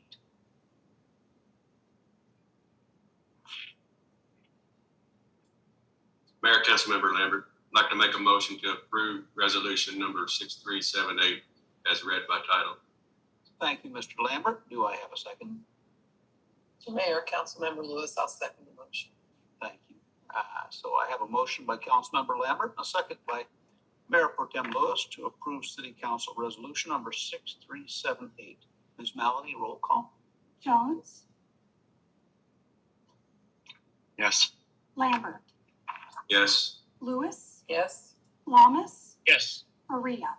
Yes, motion carried unanimously. We will now move on to item D, our fourth public hearing of the evening, to receive public comment and consideration of a use permit and categorical exemption from the California Environmental Quality Act, CEQA, pursuant to section 15301, existing facilities, to allow the use of a type 47 alcohol license for the on sale of general alcohol in conjunction with a bona fide eating place for Courtyard Mimosas located at 245 West Pacheco Boulevard, Suites A and B, APN 027-161-042. For that, we will go to Community and Economic Development Director Elves. Thank you, Mr. Mayor and City Council. This particular item is a proposal for a Type 47 on sale of general alcohol in conjunction with a bona fide eating establishment. Currently, this location for Courtyard Mimosas presently operates with a Type 41, which is just for on sale of beer and wine in conjunction with an eating place. So they are requesting an intensification of their alcohol license, and that's what's being proposed before you tonight. ABC licenses are regulated by the California Department of Alcohol Beverage Control, ABC abbreviation. This particular restaurant operates Tuesdays through Saturdays, 7 a.m. to 9 p.m. and Sundays, 7 a.m. to 5 p.m. It's located at 245 West Pacheco Boulevard, Suites A and B, which is in the Baskin-Robbins Shopping Center, most commonly known as the Baskin-Robbins Shopping Center, although it is the Conti Plaza. And they have been operating at this location now for a couple of years. And with their operations, they are requesting this particular intensification, which is similar to other restaurants with general alcohol sales. This particular item, this project site is located in the Highway Commercial Zoning District. And tonight we are asking the City Council to consider a categorical exemption. It's pursuant to CEQA in that it is an existing facility. So the municipal code provides certain findings that are necessary to be made for conditional use permits. It's a general criteria. In addition to that, there are additional findings that are required for the sale of alcoholic beverages, all of which those findings are within the staff report, so I won't go through those individually unless there are any questions. This item is located in Census Tract 23.01. This particular census tract is in the southwest quadrant of the city of Los Banos, and south of Pacheco Boulevard and west of Mercy Springs. There are currently 12 active licenses in this census tract, and we would not be adding an additional license to this census tract. We would just be intensifying an existing alcohol license. The floor plan of the security of the camera's surveillance system is located within the staff report. There are interior and exterior surveillance camera locations throughout the interior and exterior of the restaurant. The Planning Commission held a public hearing on May 26th, and at the close of the public hearing, they recommended approval of this item to the City Council. A public hearing notice was published in the Los Banos Enterprise and mailed to a 300-foot radius on Friday, June 4th. And as of today's date, no comments have been received. So staff is requesting the City Council Consider adopting resolution 6379, finding the proposed project to be categorically exempt from CEQA and approving conditional use permit number 2021-03 to allow the on sale of general alcohol through a type 47 ABC license for Courtyard Mimosas located at 245 West Pacheco Boulevard, Suites A and B. And that concludes my presentation. I'd be happy to answer any questions. Thank you, Ms. Elms. We'll go ahead and go to the public hearing first and then come back to council. Ms. Maloney, do we have any comment on this item? I've received no comments. Thank you. Having received no comment, we will close the public hearing and bring it back to council. I'll go through council for comment and questions. Mr. Jones? No questions, Mayor. Thank you. Mr. Lambert? No questions. Thank you. Ms. Lewis? No questions or comments. Thank you. And Mr. Yamas? No questions. Thank you, Mr. Mayor. Thank you very much. So, seeing no comment or question, Chair will entertain a motion to approve City Council Resolution number 6379 as read by title.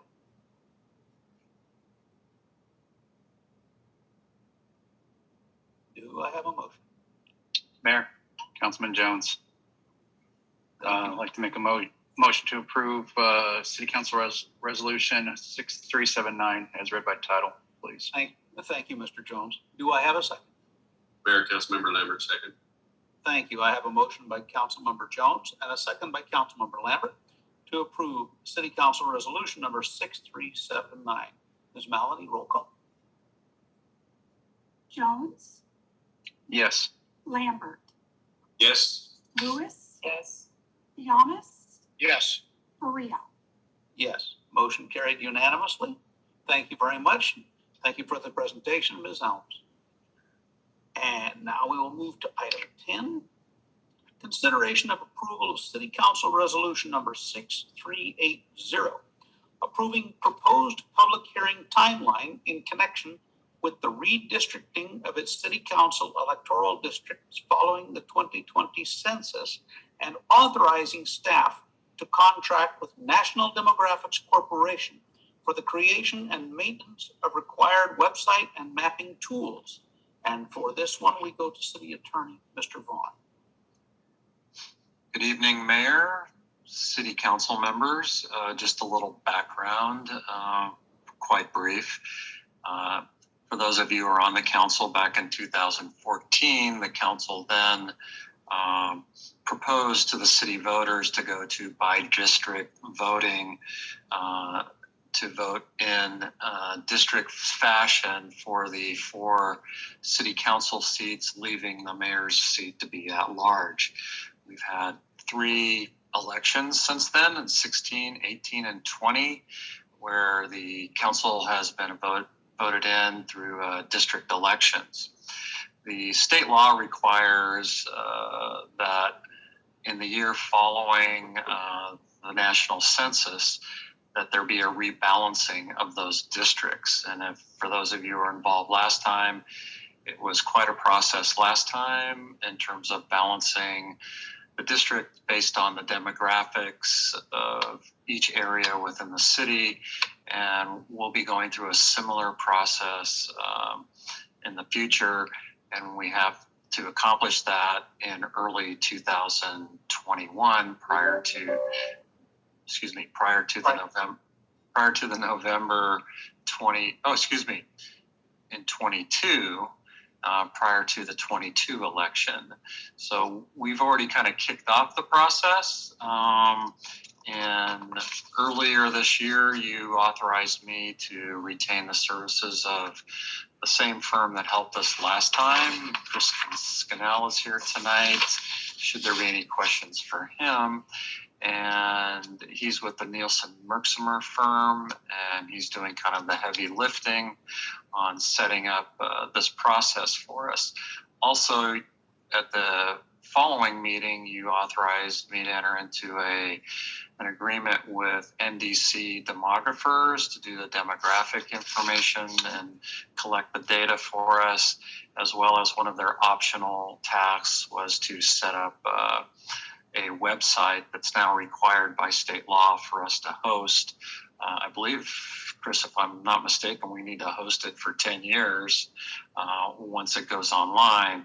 And the NDC has the ability to do that for us, set it up and host it for us for the next 10 years. And I believe their cost to do that is $4,500. It was part of their contract as an optional item. We really don't have any other options in terms of accomplishing that. So we're here tonight on two matters. Number one, I'd like Chris to go through a proposed timeline for you. We're required to have 4 public hearings prior to adopting the boundaries of the 4 districts. And we've got an attachment to the resolution that sets forth those timelines and those proposed public hearings. They're very public intensive. Unfortunately, because of our virtual format, it looks like the first public hearing will be virtual, but the remainder will be in person to allow better contact with the public. And that's what this website's all about as well, is to allow public comment, but to look at the maps and to give us an indication on what the public's looking at in terms of these boundaries. So tonight, the resolution that's before you will adopt the tentative timeline, including the tentative dates for the public hearings in accordance with state law, as well as give me the ability to turn the demographer loose on getting the website set up. And so I'm going to turn over maybe the details of that to Chris for him to fill in the blanks, and then ask you to consider Resolution 6380. Thank you. Thank you, Bill. Thanks for having me back again tonight. It's good to see you all again. You may recall that when we talked, it's been a couple of months, but when we talked earlier in the year, I talked about the fact that the legislature has adopted rules that are much more detailed and intensive for cities to do the redistricting process than had been the case in the past. You know, as Bill mentioned, now instead of 2 hearings, now there's 4. And there are an increased number of outreach and notice requirements, including the website that we're talking about. And so as a first step, after National Demographics contract was approved a few weeks back, I got together with the demographer who will be working on the project. And what we did is put together as a proposal to you a tentative timeline that can comply with all of the statutory requirements in terms of hearings and timeline, et cetera, and also fits within all of the curveballs that we've been thrown by the Census Bureau with respect to the delay in the census. Because normally we get those data in late March or early April. This time we're expecting to get them sometime around October 1st. So what we've done is we've cobbled together a proposal based on your meeting schedule, all of the logistics with the census, and also the statutory timeline requirements. What we're proposing for the 4 the 4 hearings is an initial hearing in July, the July 21st meeting. State law requires that we have at least 1 public hearing before maps are ever drawn. And so there's no reason for us to wait for those data to come out to start that process. And the idea really is, instead of looking at maps, the first hearing and 2 even hearings is really focused on getting feedback from the public about sort of the existing districts and about the communities of interest within the districts. And so that's what that first hearing, and then a second hearing in August 18th would be focused on. And then we anticipate the census data coming out, and they'll take some time to process. And so the goal would be then to have the demographer come back with maps based on the feedback that we received from you and from the public at the December 15th council meeting for a third public hearing, first with maps.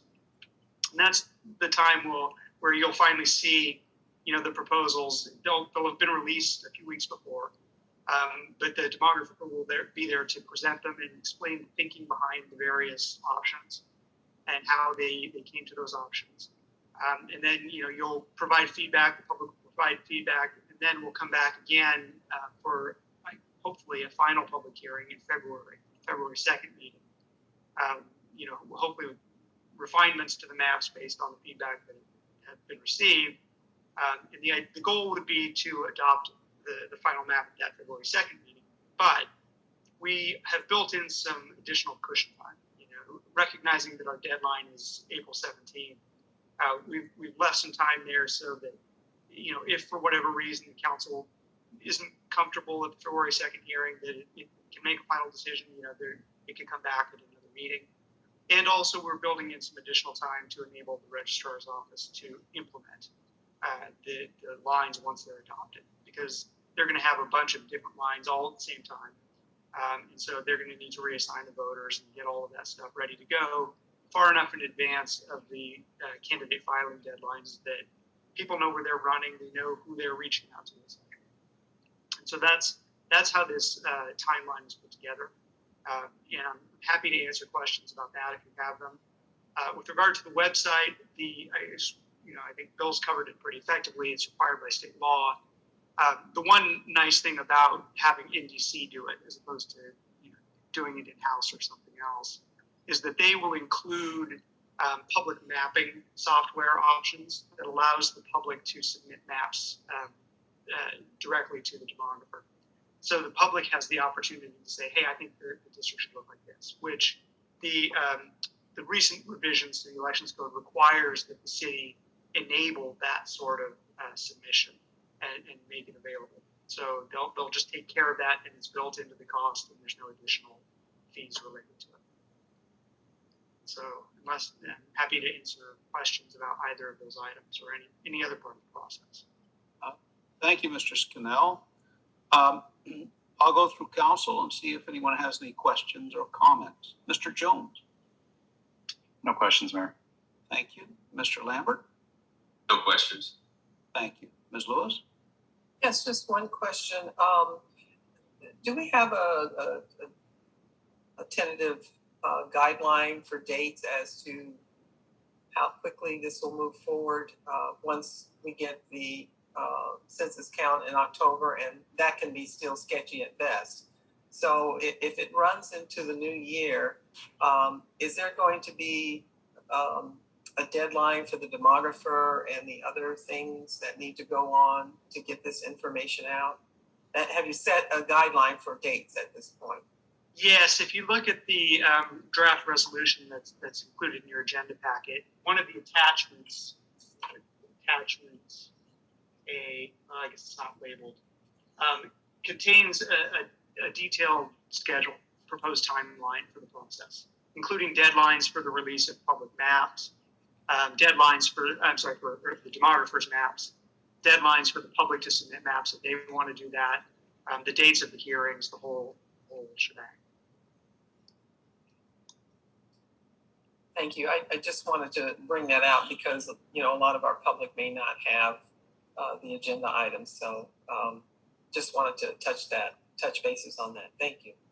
And I should also mention that schedule and those timelines will also be built onto the website so that the public will have one-stop shopping for all the information you need about this process going forward. Okay. Thank you very much. Thank you, Mr. May. Thank you very much. It looks like the legal deadline for the council to adopt the redistricting plan by resolution is April 17th. Is that a pretty hard line? That's non-negotiable. Is that correct? No, it's not. If you missed that, then either the council is supposed to, but any other voter could go to Merced County Superior Court and ask them to adopt a new plan instead. Okay, very good. Thank you. Well, then we will go to Mr. Yamas. No questions. Thank you. Thank you for the presentation. Thank you very much. So, Mr. Vaughn, anything more to add before I go to the action item? I don't believe so, Your Honor. I want to thank Chris. This is going to be a very tight timeline, and we're going to have to pay attention to it. The tightness is caused by the delay in the census. Like Chris said, we would have the census in hand by now in a normal year.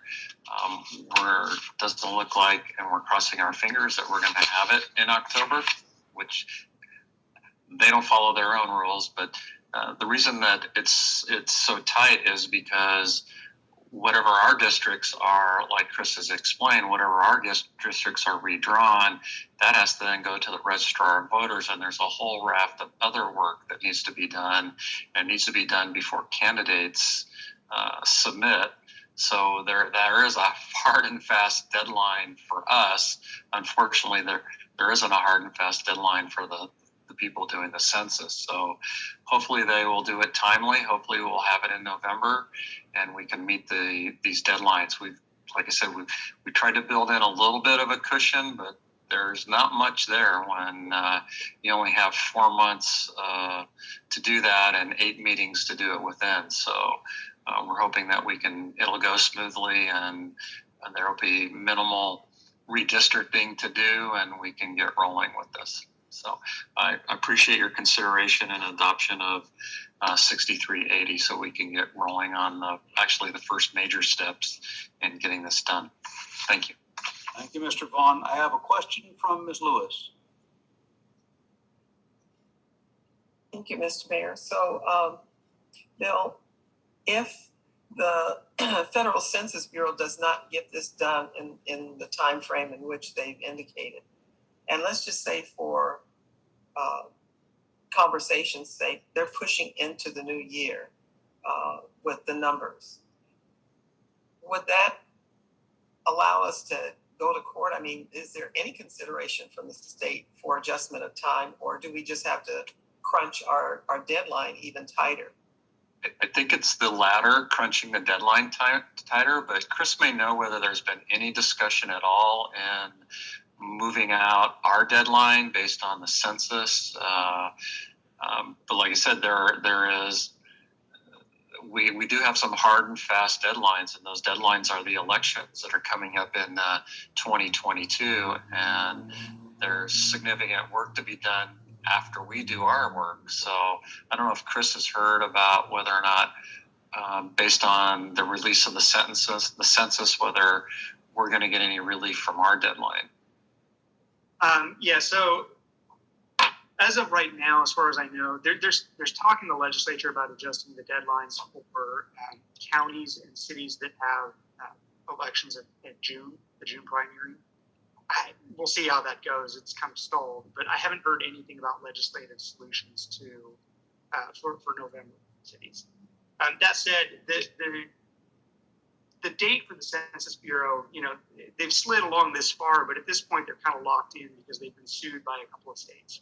Ohio and Alabama sued them for the delays. And so they've guaranteed that they will release all of the data on a specific date. And if they don't, they're going to be held in contempt of federal court. So we feel pretty confident that they're going to get it out on the timeline now that they've agreed to. There's a little bit of a wild card. Once they release it, then the state has to make some adjustments to it related to incarcerated felons. And that's not a fixed timeline, but they've already committed to being able to get that done by the October 1st date also. So, it's never say never, but we feel pretty good that, that timeline will be met at this point. Okay, thank you very much. Thank you. All right. Well, Chair will entertain a motion to approve City Council Resolution number 6380.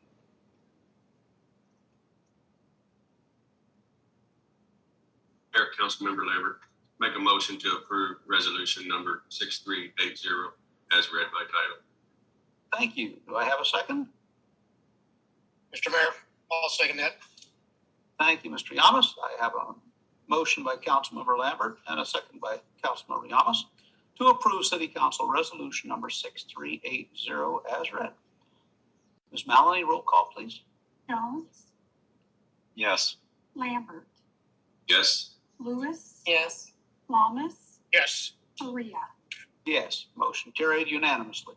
Thank you, Mr. Vaughn. Mr. Scannell. We will move now to item 11, and this is the City Council and Planning Commission meeting times.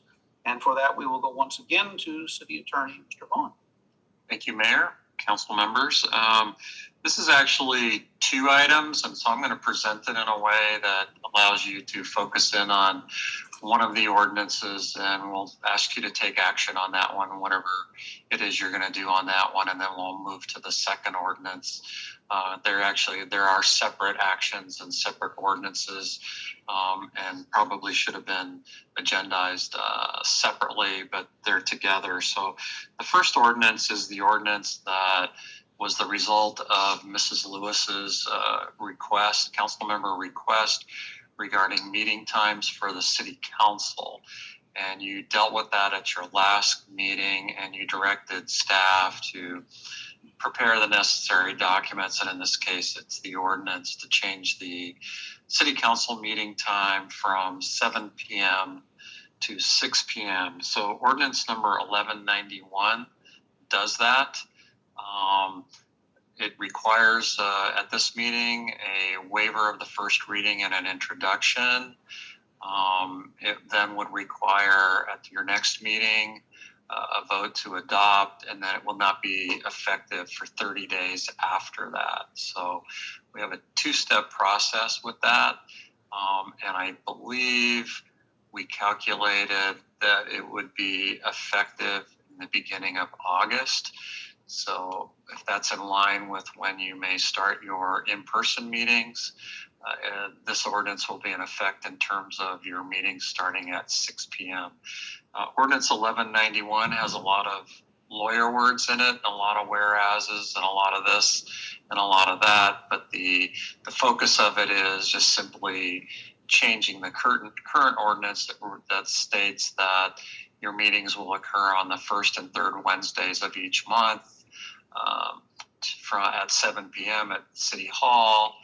This just changes it to 6 p.m. and adds a little bit of clarity in terms of those Wednesdays occurring on a city holiday and what happens then. And so there's a little bit of language in the ordinance that indicates that the meeting will then flop over to the next regular non-city holiday date unless the council does something to change that by resolution. For instance, sometimes that 4th of July holiday hits on a Wednesday, and in the past you've taken the opportunity to just simply cancel the meeting. But if you don't do that, if that happens, the meeting will automatically move to the next business day after the holiday. So it's a little bit more clearer in terms of those types of things than the prior ordinance. But the meat of it is changing the meeting time from 7 p.m. to 6 p.m. So it's my recommendation that you waive the first reading of 1191 through a separate motion, and then introduce 1191 by title. And then after you've done that action, I'll explain ordinance 1192. Thank you, Mr. Vaughn. Well, we will go through council and see if there are any questions or comments. Mr. Jones.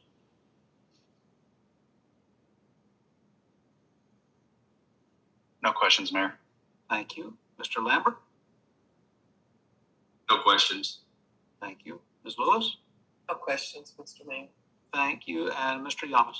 No questions. Thank you. Thank you very much. Seeing no question, hearing no question or comment, Chair will entertain a motion to waive the first reading of ordinance number 1191 as read. Do I have a motion?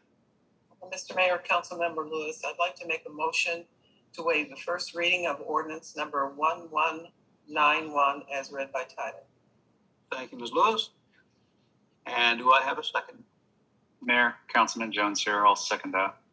Thank you. I have a motion by Mayor Pro Tem Lewis and a second by Councilmember Jones to waive the first reading of ordinance number 1191 as read by title. Ms. Maloney, roll call, please. Jones, Yes. Lambert, Yes. Lewis, Yes. Wallace, Yes. Faria. Yes, motion carried unanimously. Ms. Lewis, would you like to make the motion for the introduction? Yes, Mr. Mayor. I'd like to make a motion to introduce ordinance number 1191 as read by title. Thank you. Mr. Jones? Yes, I'll second that, Mayor. Very good. So I have a motion by Mayor Pro Tem Lewis and a second by Councilmember Jones to introduce ordinance number 1191. Roll call, Ms. Melanie?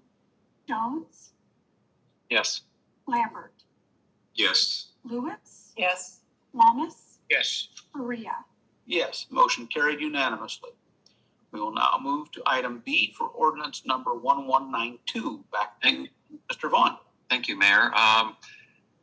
After listening to the discussion at the last meeting, it generated discussion at the staff level as to the meeting times for one of the major commissions you have, which is the Planning Commission, and it has met historically as well on the second and fourth Wednesdays of each month at 7 p.m. During the pandemic, they've changed that to 5:30 virtually, and so kind of an informal poll. The Planning Commission, they appeared to embrace the idea of their in-person meeting times being changed to 6 p.m. And it seemed to make sense in terms of the community understanding when these meetings are. 6 p.m. for the City Council.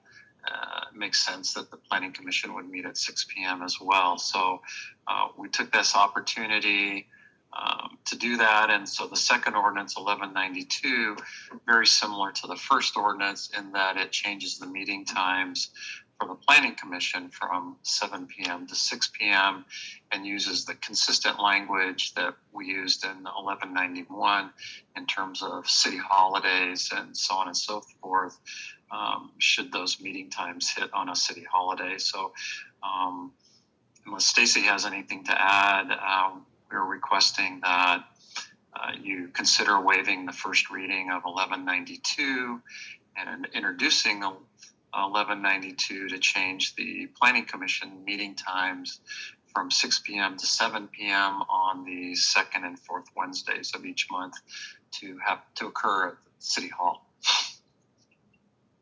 Thank you, Mr. Vaughn. We'll go through council for question and comment. Mr. Jones?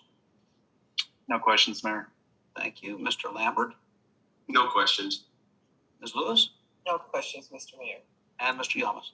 No questions. Thank you. Thank you. Chair will entertain a motion to waive the first reading of ordinance number 1192 as read by title.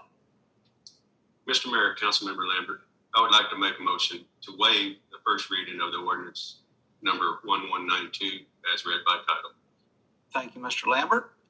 Do I have a second? Mayor, Councilmember Jones, I'll second that. Thank you, Mr. Jones. I have a motion by Councilmember Lambert, second by Councilmember Jones to waive the first reading of ordinance number 1192. Ms. Melanie, roll call. Jones, Yes. Lambert, Yes. Lewis, Yes. Lamas, Yes. Maria. Yes, motion carried unanimously. We'll go back to Mr. Lambert to introduce the ordinance. Yes, Mr. Mayor, I'd like to make a motion to introduce ordinance number 1192 as read by title. Thank you. Mr. Jones? I'll second that, Mayor. Thank you very much. So I have a motion by Councilmember Lambert, second by Councilmember Jones to introduce ordinance number 1192 as read. Roll call, Ms. Melanie? Jones, Yes. Lambert, Yes. Lewis, Yes. Lamas, Yes. Maria. Yes, motion carried unanimously. Thank you, everyone, and thank you, Mr. Vaughn. Yes, I'd like to thank Mrs. Lewis for bringing this forward as one of the two staff people, Stacy being the other, who go to attend all four of these meetings. That 1 hour does make a big difference for staff. So we appreciate the discussion and we appreciate the potential change of this at your next city council meeting. So thank you very much. Thank you. Very good. So we will now move on to item 12, recognition of 2021 American Planning Association, APA, California Central Section Planning Award for the Los Banos Parks Master Plan. For that, we go to Parks and Recreation Operations Manager, Mr. Heim. Thank you. Good evening, council members. Tonight we're going to be presenting a planning award that we received for the Parks Master Plan. If you recall, we approved the Parks Master Plan back in February. that was completed with the help of QK Engineering, and Mike Ratajski's on as well. From them, he was a huge part of putting that together, and he submitted for this award on our behalf. Rob Terry is also on today. He is the Community and Development Director for the City of Reedley, but also a representative from the American Planning Association of California. And I'd like to thank everybody that had a part to do with that Parks Master Plan. I'd like to thank Mike for submitting on our behalf, and Rob for coming out tonight via Zoom here to help us recognize that. So I'll hand it off to Rob. Thank you very much, Joe. Appreciate it, Mayor, members of council. Appreciate the opportunity to be before you tonight, even virtually. I would have loved to have been there in person, but some interesting times that we're in here. This is always a great opportunity for us with the American Planning Association, the Central Section here, to be able to celebrate a lot of the great planning work that happens throughout the Central Valley. We know that we have a lot of unique opportunities here, a lot of unique challenges. And this plan, to me, really highlights a lot of the positives that are done throughout our section, and really points to the multifaceted items that planners need to be aware of as they're putting together items like this. So the scoring committee had very high praise for the Los Banos Parks Master Plan. In particular, they were really impressed with its efforts to combat obesity, to minimize tobacco use, really that concentration on economic vitality, to control crime and vandalism. Hugely important, as you know, to address meeting costs of placement and maintenance long-term of parks. But I think mostly the feedback that they gave was how they were impressed with the flexibility that the plan allows for the design and the implementation of it. So as you're looking to, whether that's enhancing a current park that you have, or you're looking to place new parks, how responsive the plan was to community needs and to preferences there. Obviously extremely important, and exactly what any type of plan should do is to be very responsive to those needs and to those preferences. So with that, I'm honored to present this plaque to you guys. We'll be putting it in the mail and making sure that we get it to Joe and everybody. If you guys can see it right here, it's probably a little bit difficult to read, but look forward to being able to get that one to you there. And it says, in recognition of the 2021 Central Section Excellence and Achievement in Planning Award for Comprehensive Planning in a Small Jurisdiction, presented to the City of Los Banos and QK Incorporated for the Los Banos Parks Master Plan, and is dated of April of 2021. So again, our congratulations, and very much appreciate the opportunity to be here with you tonight, and to celebrate your staff and their consulting teams for an excellent plan and a job well done. Thank you. Joe, back to you. Just thank you, Rob, for coming out, sticking with us here this evening, and thank you again to the whole community. We had a lot of community input on this plan. Congratulations. Great to see.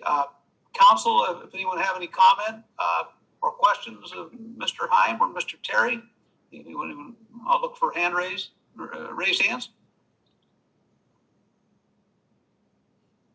Ms. Lewis? You're muted. Sorry. I just want to thank Joe, his staff, and all of our community members and residents that participated in this event. It was a well undertaking, and as you see the results, it brought a wonderful award to the City of Los Banos. So thank you to everyone who participated, and the award is well received. Thank you so much. Mr. Yamas?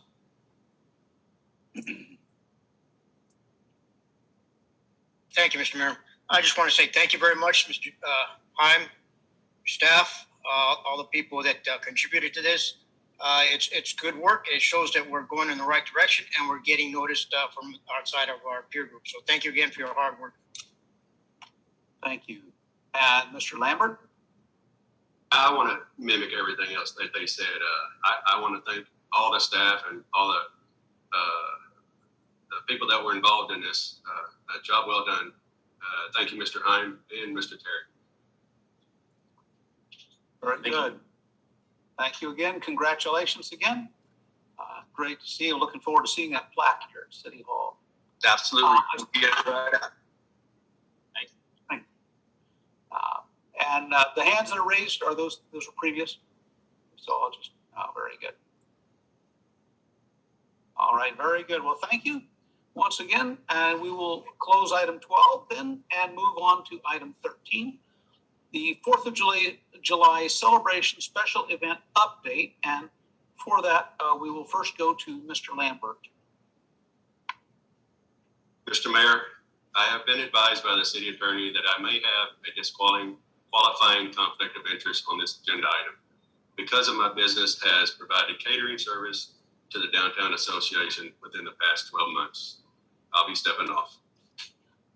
Thank you, Mr. Lambert. We'll give you a moment to log off there.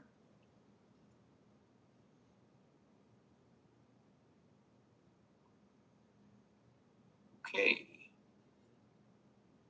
Now we will go to Community and Economic Development Director, Ms. Alms. Thank you, Mr. Mayor, again, City Council. This item is being brought back to you for no action to be taken. The Las Vegas Downtown Association has withdrawn their request for the City of Las Vegas to co-sponsor and support, which would be the waiver of the departmental service charges for the 4th of July celebration on July 3rd. So with that, staff will continue to process the special event permit, and there's no action to be taken tonight. That concludes my report. Thank you, Ms. Alves. Before I close the item, I want to make a comment because I've had comments and notes from. Oh, hang on a second. I have a hand raised by Ms. Maloney. This is the item that I received a public comment on. Oh, okay, very good. So I don't know if you wanted to hear that now or later. Let's hear it now. Okay. Please.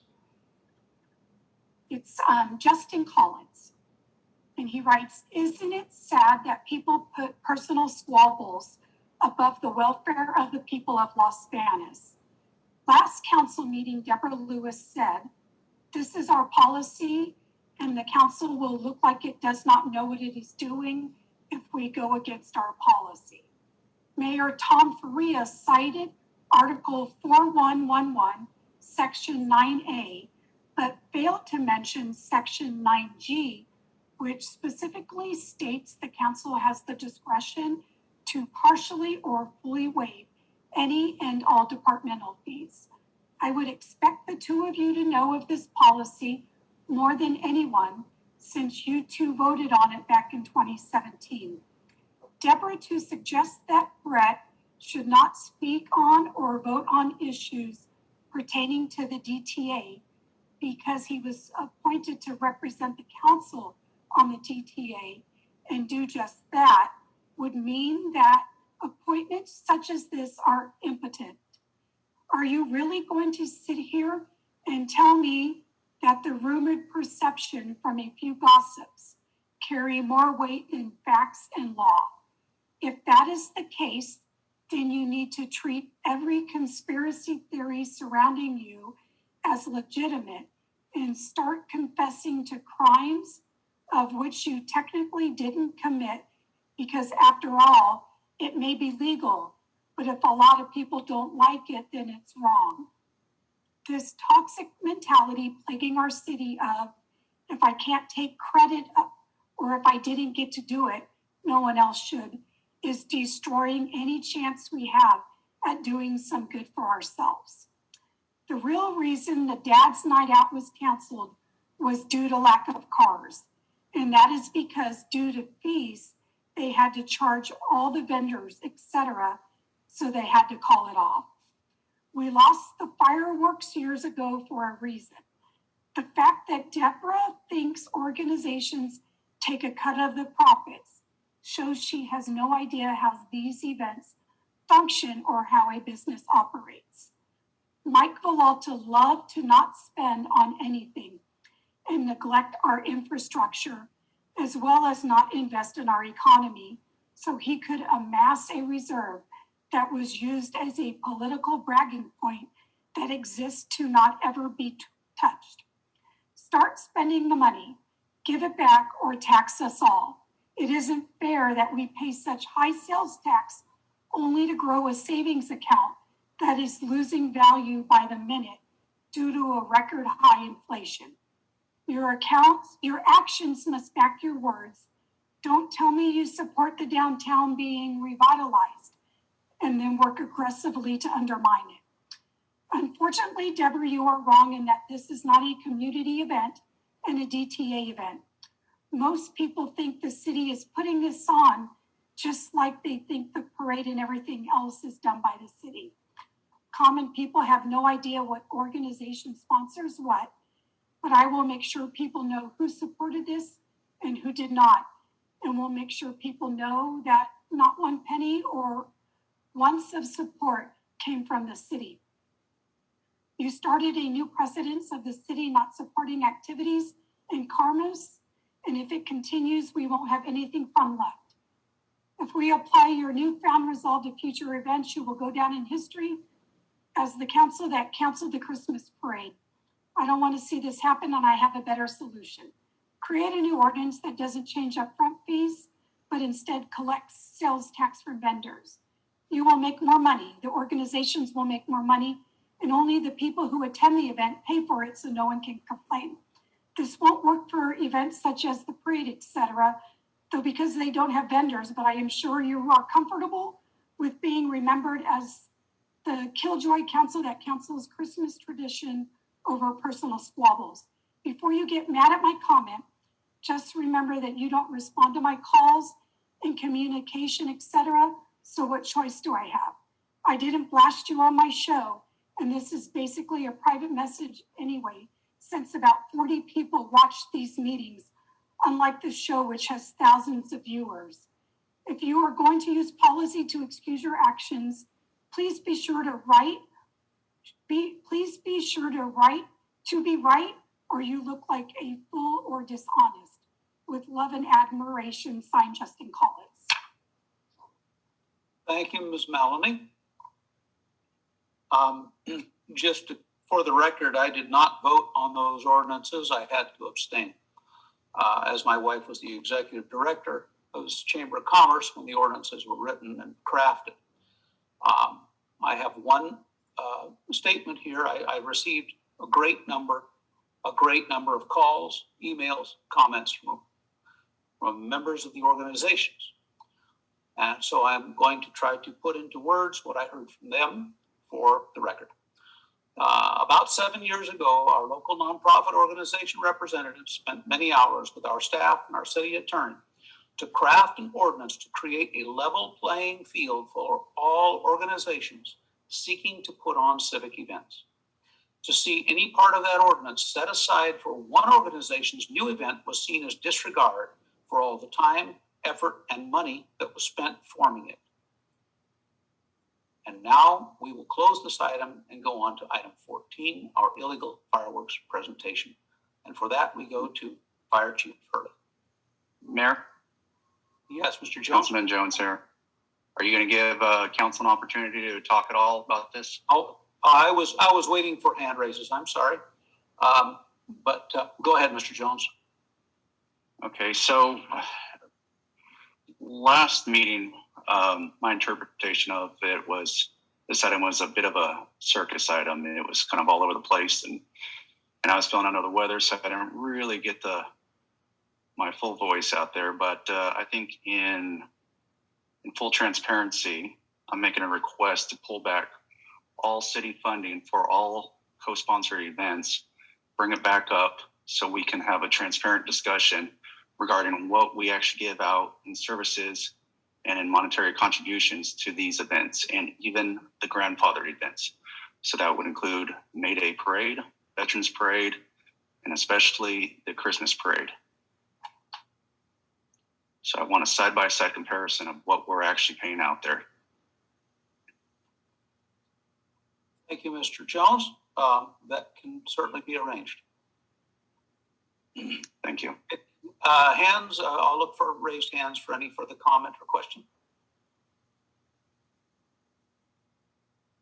Seeing none, I will close item 13 and go on to item 14, the illegal fireworks presentation with Fire Chief Hurley.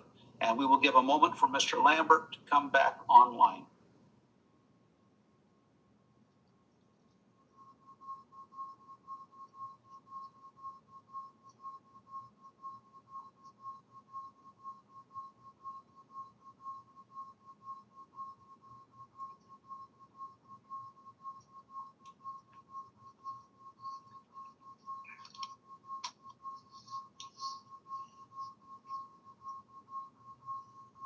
Let's see. Mr. Lambert, I don't see him yet.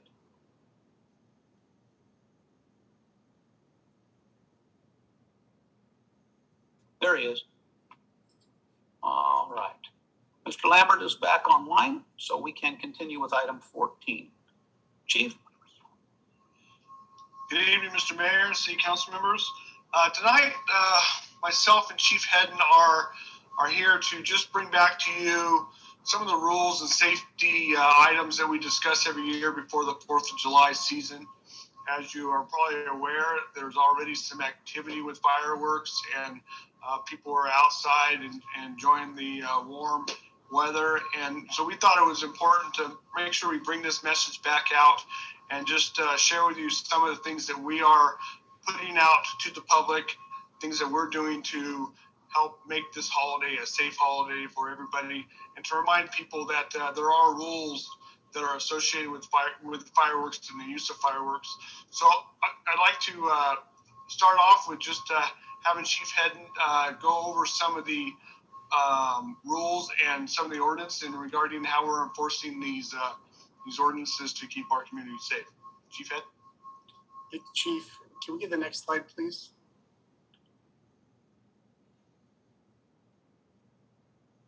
Fireworks are an American tradition. Some of our best memories are made at our 4th of July festivities.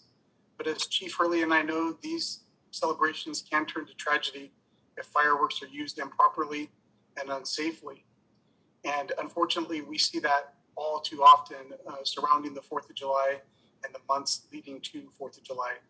And that's why we must insist on a zero tolerance enforcement approach towards fireworks violations. What that means is we're going to have some additional staffing out in the Code Enforcement Division and our police officers to work the 4th of July. They will be issuing citations for violations around the 4th of July and leading up to the 4th of July. If I can get the next slide, please. Each year we receive hundreds of calls for fireworks violations. It is unlawful to discharge fireworks except from July 1st to July 4th between the hours of 9 a.m. and 10 p.m. And we ask that our residents be mindful and respectful of their neighbors in our community when they're discharging fireworks or making the decision to discharge the fireworks outside of these hours. Fireworks can be traumatic to pets and some of our residents. We must remember our veterans and those sensitive to loud noises.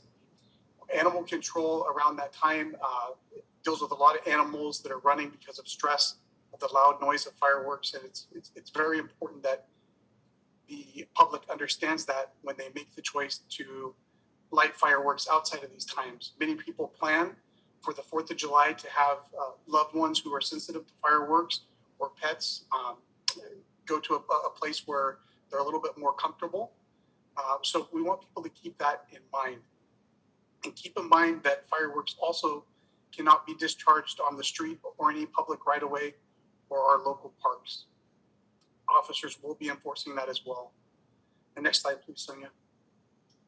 Fireworks may not be used by anyone under the age of 18. This includes the purchase of and discharge of fireworks. Adults providing fireworks to whiners will be cited, and that includes sparklers and letting children use those. They're very dangerous. Dangerous fireworks are prohibited in the city of Los Banos. They're prohibited in the state of California, for that matter. They're a violation of our local ordinance as well. These fireworks violations are the ones that pack a pretty hefty fine. It's $1,200 for each violation. So we want people to be mindful of that. It's a zero tolerance approach, and we will be citing people because fireworks violations and safety is that important. Next slide, please, Sonia. Some of our most common violations are unlawful possession and discharge of fireworks by minors. We see that way too often.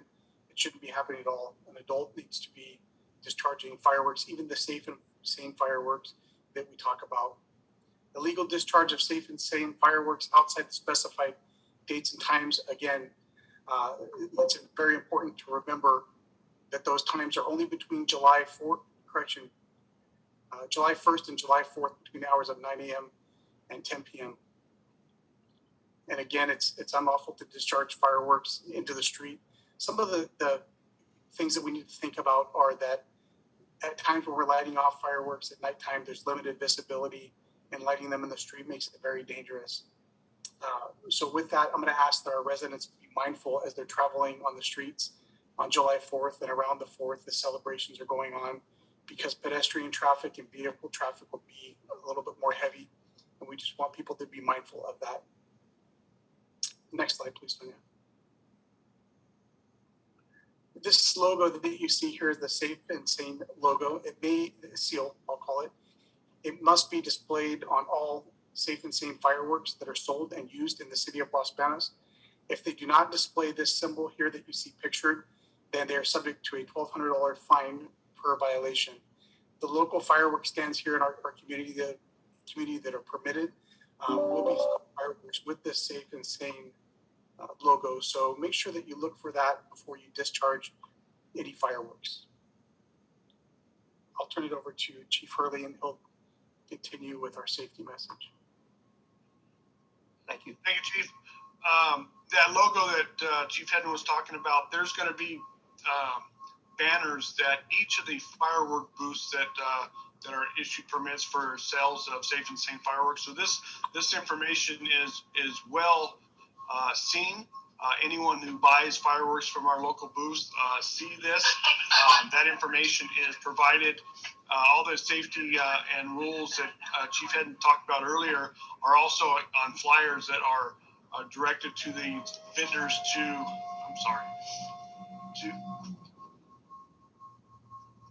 the vendors so they can make sure that information is passed on to each person who sells it. So I just want to bring that up a little bit, just that this information is out to the public, and we want to make sure that it is very clear, and it is also published in both English and Spanish. Next slide, please. So what I want to talk about a little bit is just some of the safety reminders that we push out with our flyers, and that is also provided to the fireworks booths and anyone who calls or asks. We want to make sure people are aware of this. Obviously, people are getting together, they're having family get-togethers and friends, and just to remind them that not to use alcohol or be under the influence of drugs while using Safe and Sane fireworks, and obviously especially the dangerous fireworks. As Chief had mentioned earlier, never let the children handle or play or light the fireworks. They say safe and sane, but they still are extremely hot. They do burn, and they definitely can still cause bodily damage. Never aim, point, or throw any fireworks at any person. This is just something you would think wouldn't be necessary to put down, but as people get together, this is something that is seen, and it is a violation of using these fireworks illegally or unsafely. Next slide.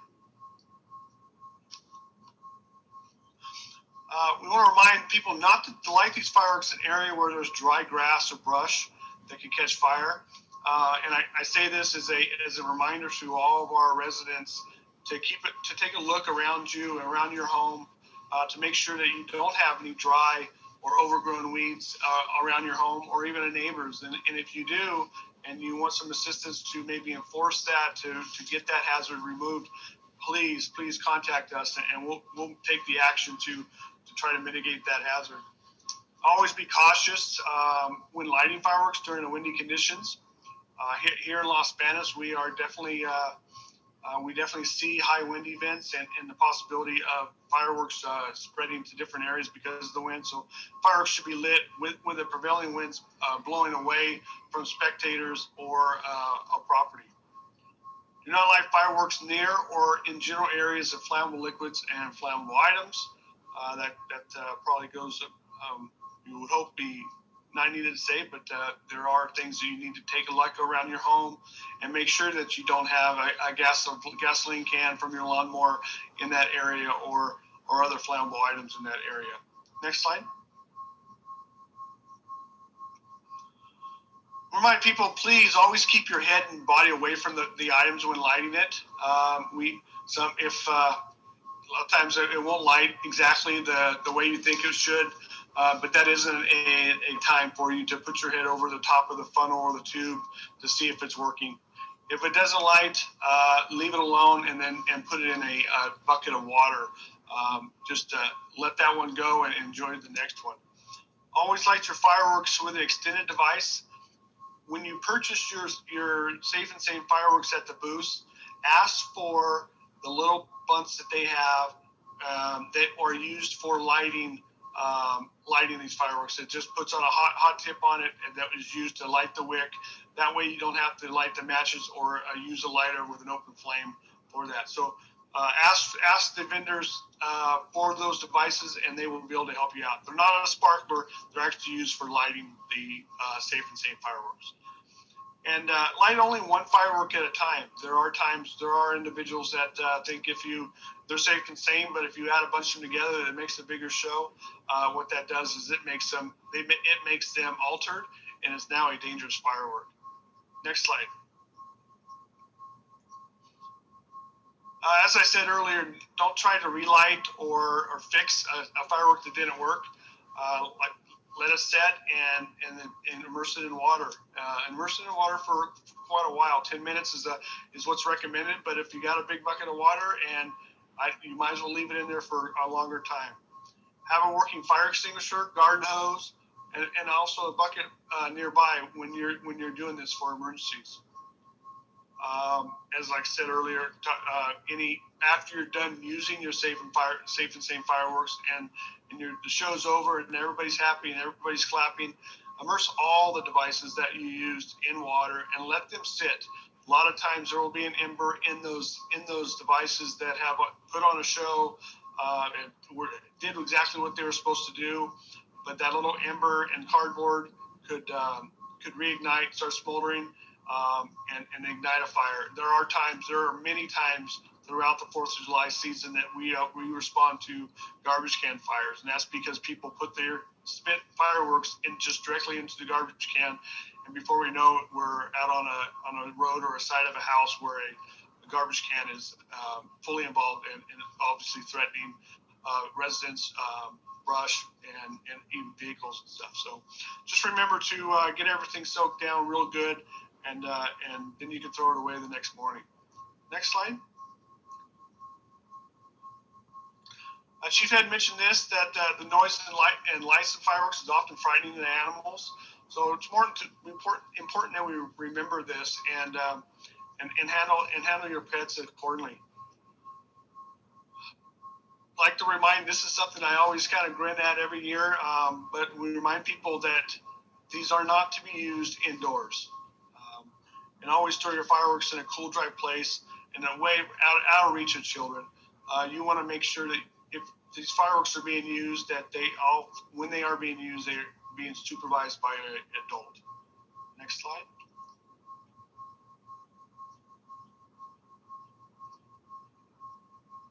Is that the last slide?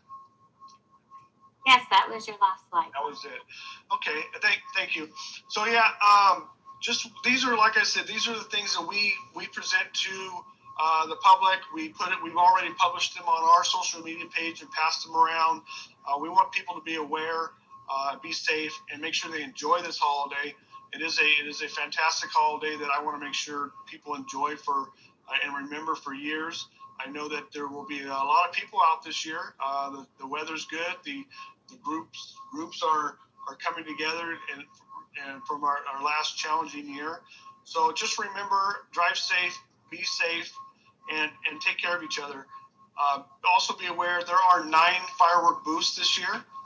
So the public, please share and support these nonprofit groups, these organizations that do fantastic things for our community. They're doing this as a way of raising money for their community, for the services they do for us. So support them and think about always when you're doing this to have fun, but always be safe. Thank you, Mr. Mayor.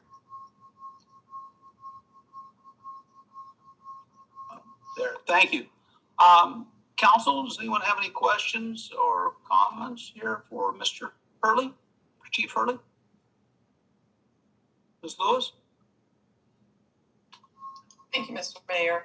I'm not sure if Chief Hurley or Acting Chief Hedden will answer this question, but Acting Chief Hedden indicated that no fireworks could be discharged in public right of way. So if you can just expound on that a little bit for the public to understand what is considered a public right of way and where they can discharge the fireworks. The fireworks can be discharged in your driveway or on your own property. Typically, the best scenario would be a paved surface. The public right of way, when I refer to the public right of way, what I'm meaning is a sidewalk in front of a home or actually in the street in front of the home, including parks and paths to parks. We don't want fireworks to be discharged in those areas. It's unsafe. There could be somebody coming by, walking by on the sidewalk. There could be somebody driving by, and the code prohibits it. So officers wrote a number of citations in the years past, and they will continue to cite for that violation. I know it's one of the more common violations that we see. We see residents lighting fireworks. Sometimes you'll see residents putting fireworks on top of a ladder or some other device in front of the street. And we get it. They want the best view, but our mission is safety. We want everybody to be safe as they're discharging fireworks. We're not the fun police. We don't want to ruin the festivities, but it's important that we send our people out there with the message of safety and following the law. Thank you very much. Thank you, Mr. Mayor. Thank you, Ms. Lewis. Thank you, Chief Hedden and Chief Hurley. The illegal fireworks that we hear going off, some of the stuff sounds like a war zone. Is there any way of finding? I understand that drones don't work at night. Is there anything that might be usable for us? The drones that we have that we're equipped with do not work at night. We tried the fireworks scenario last year with our drones. It's not safe. They're not equipped with the proper cameras. If we had the proper drone technology, they would be very effective because they can sit up there. Typically, people can see them because at nighttime there's FAA required lights to fly them, so they can see them and they'll stop just like they see a police car come around the corner. But the best measure is neighbors reporting. They're lighting the fireworks typically in the street. A lot of times we're getting calls from 2 or 3 blocks over, but the people on either side of them, they know, they can see when their neighbors are discharging fireworks, either from the backyard or the front yard. So we do get a lot of calls for these fireworks violations. What I want the council, what I want our residents to know is that our message to the PD team is that we are out there enforcing fireworks with a zero tolerance approach. So if they on view or drive up and see somebody discharging these fireworks, they're going to be taking action. Around the 4th of July, we will have additional officers out, and their mission is only to enforce fireworks violations and safety. So they will be out in our neighborhoods looking for these violations.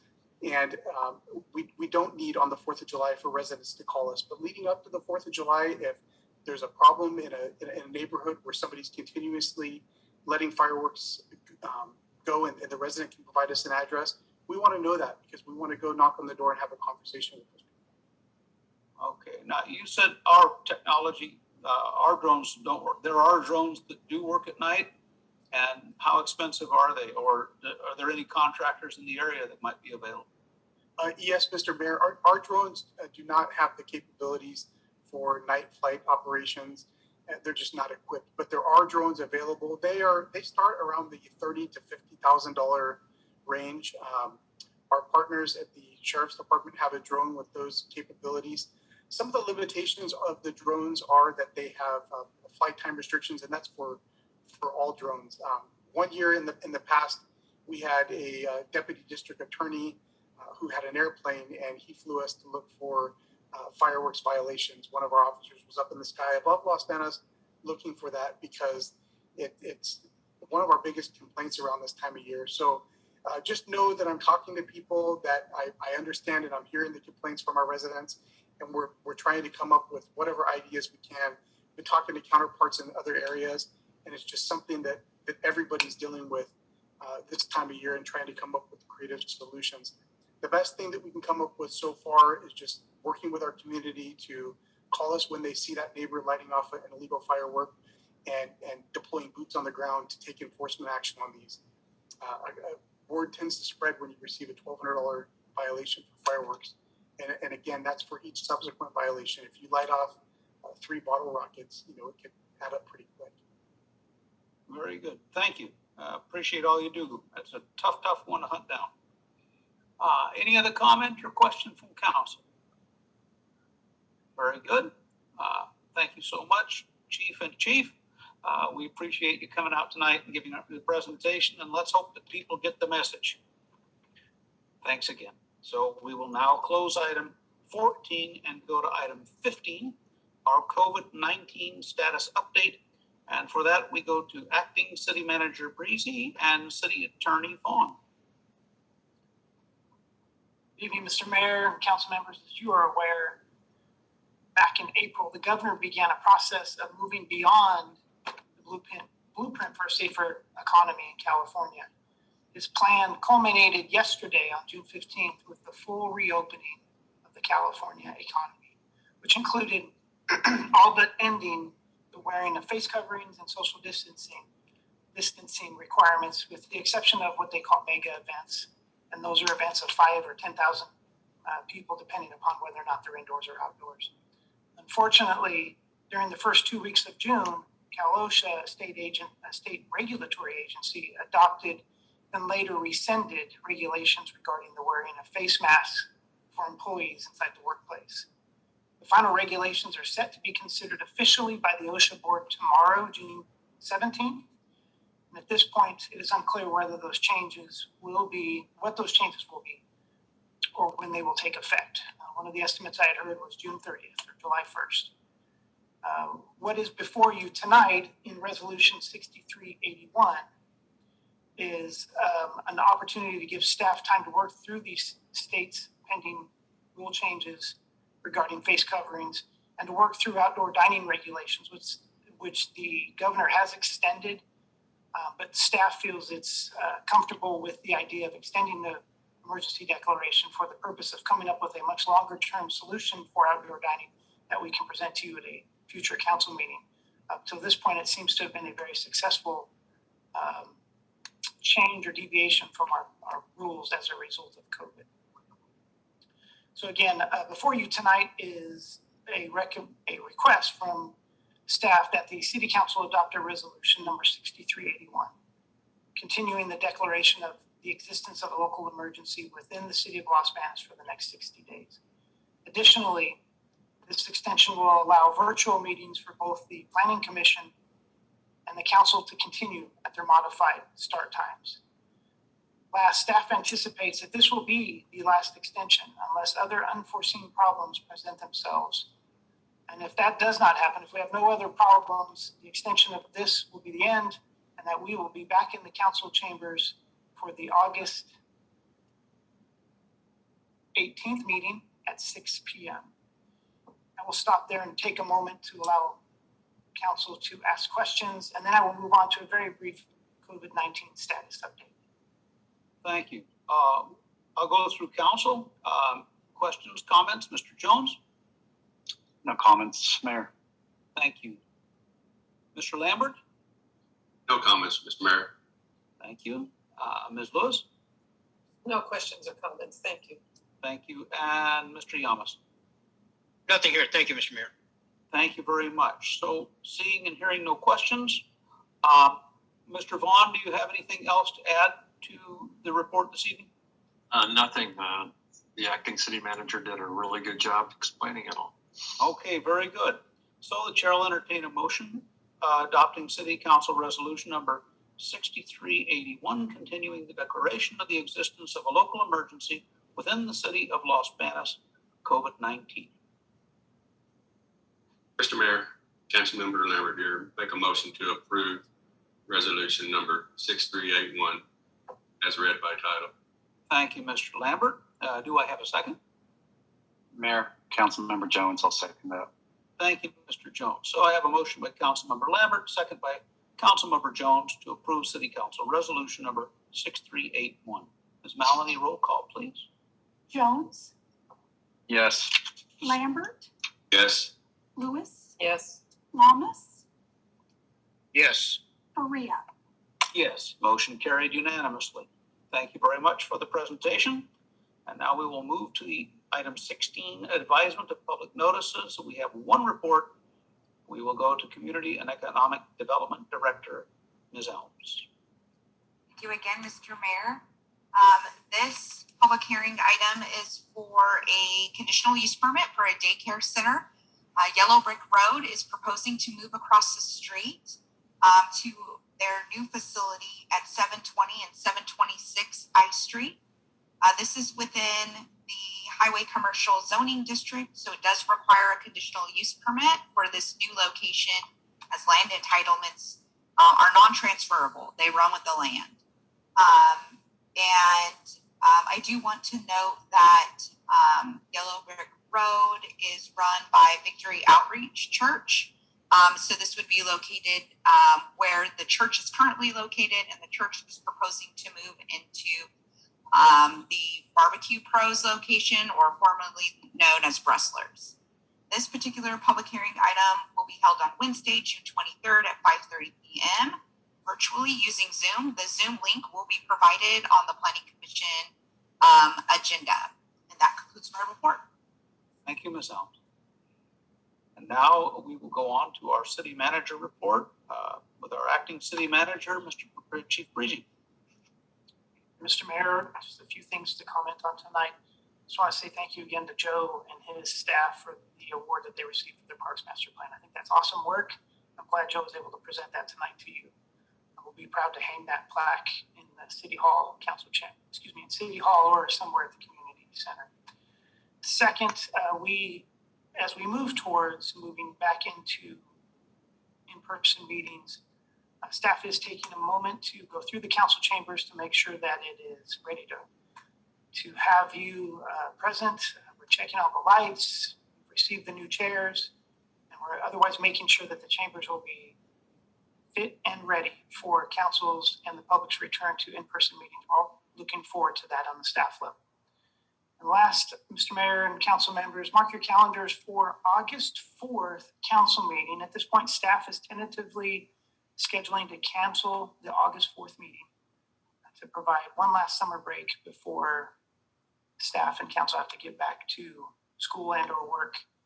So again, we're looking at canceling the August 4th council meeting. That's all I have for tonight, Mr. Mayor. Thank you very much. Thank you, Mr. Breezy. Now we move to item 18, which are my reports. PCE did a presentation tonight, so I don't need to go through that. I've had nothing new on Measure V. MCAG is doing a tire amnesty on July 3rd at Billy Wright. You can take your tires in, I think it's up to 9 tires per vehicle.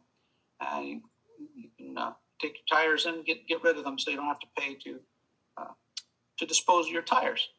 And that's all I have from that tonight. And so then we'll move on to number 19, our city council member reports. And we'll start with Mr. Jones. No report, Mayor. Thank you, Mr. Jones. And Mr. Lambert? Nothing to report tonight, Mr. Mayor. Thank you. Ms. Lewis? Thank you, Mr. Mayor.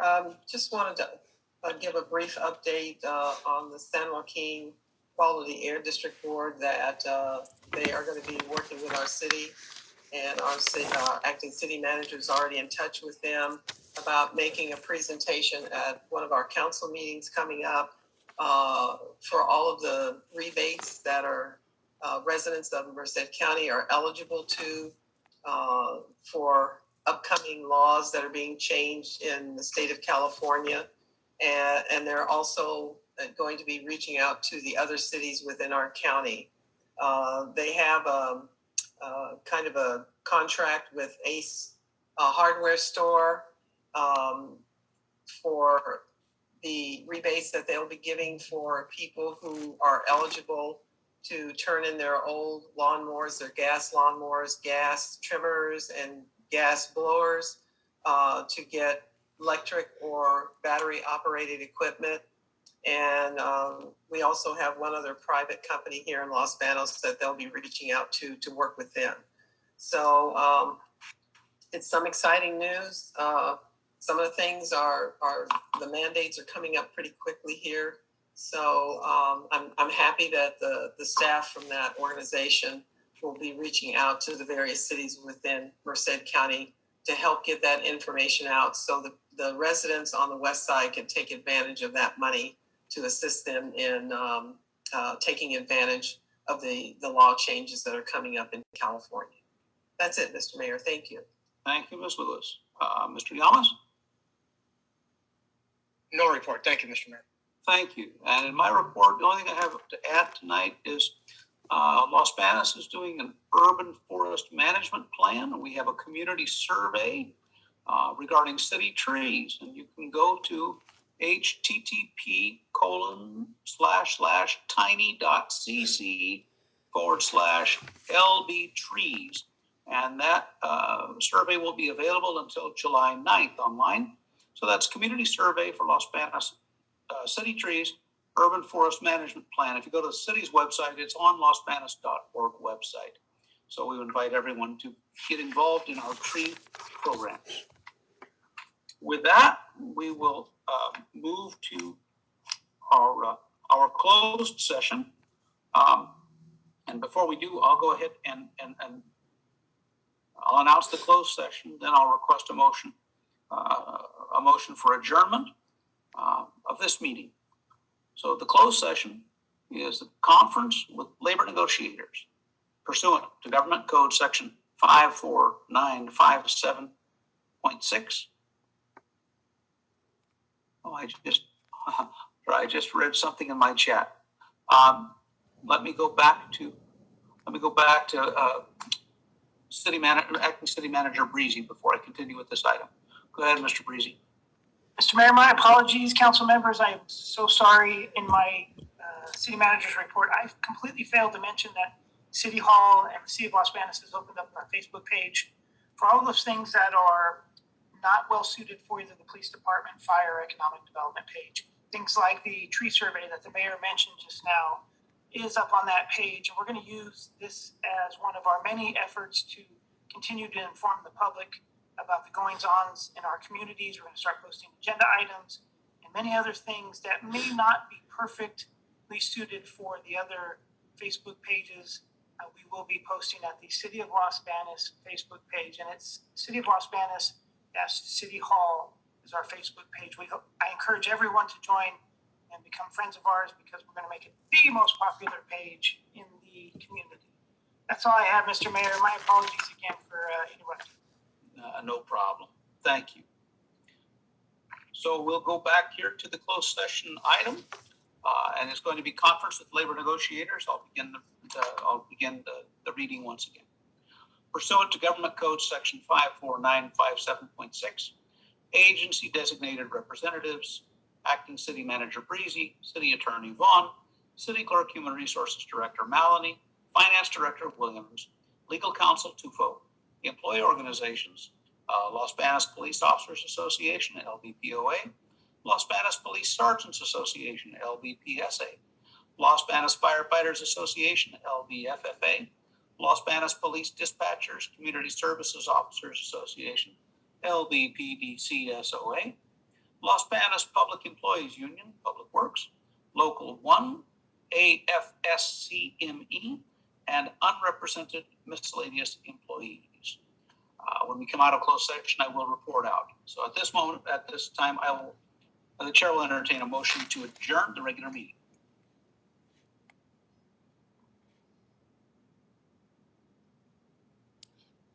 Mr. Mayor, Councilmember Lewis, I'd like to make a motion to adjourn the regular meeting of June 16th, 2021.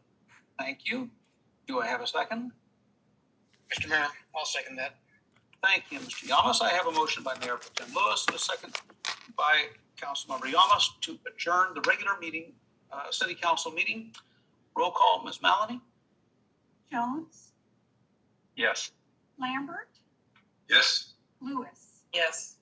Lamas, Yes. Faria. Yes. Motion carried unanimously. Regular meeting adjourned at 6:59 p.m. Thank you. We'll take a moment now to get ready for the closed session.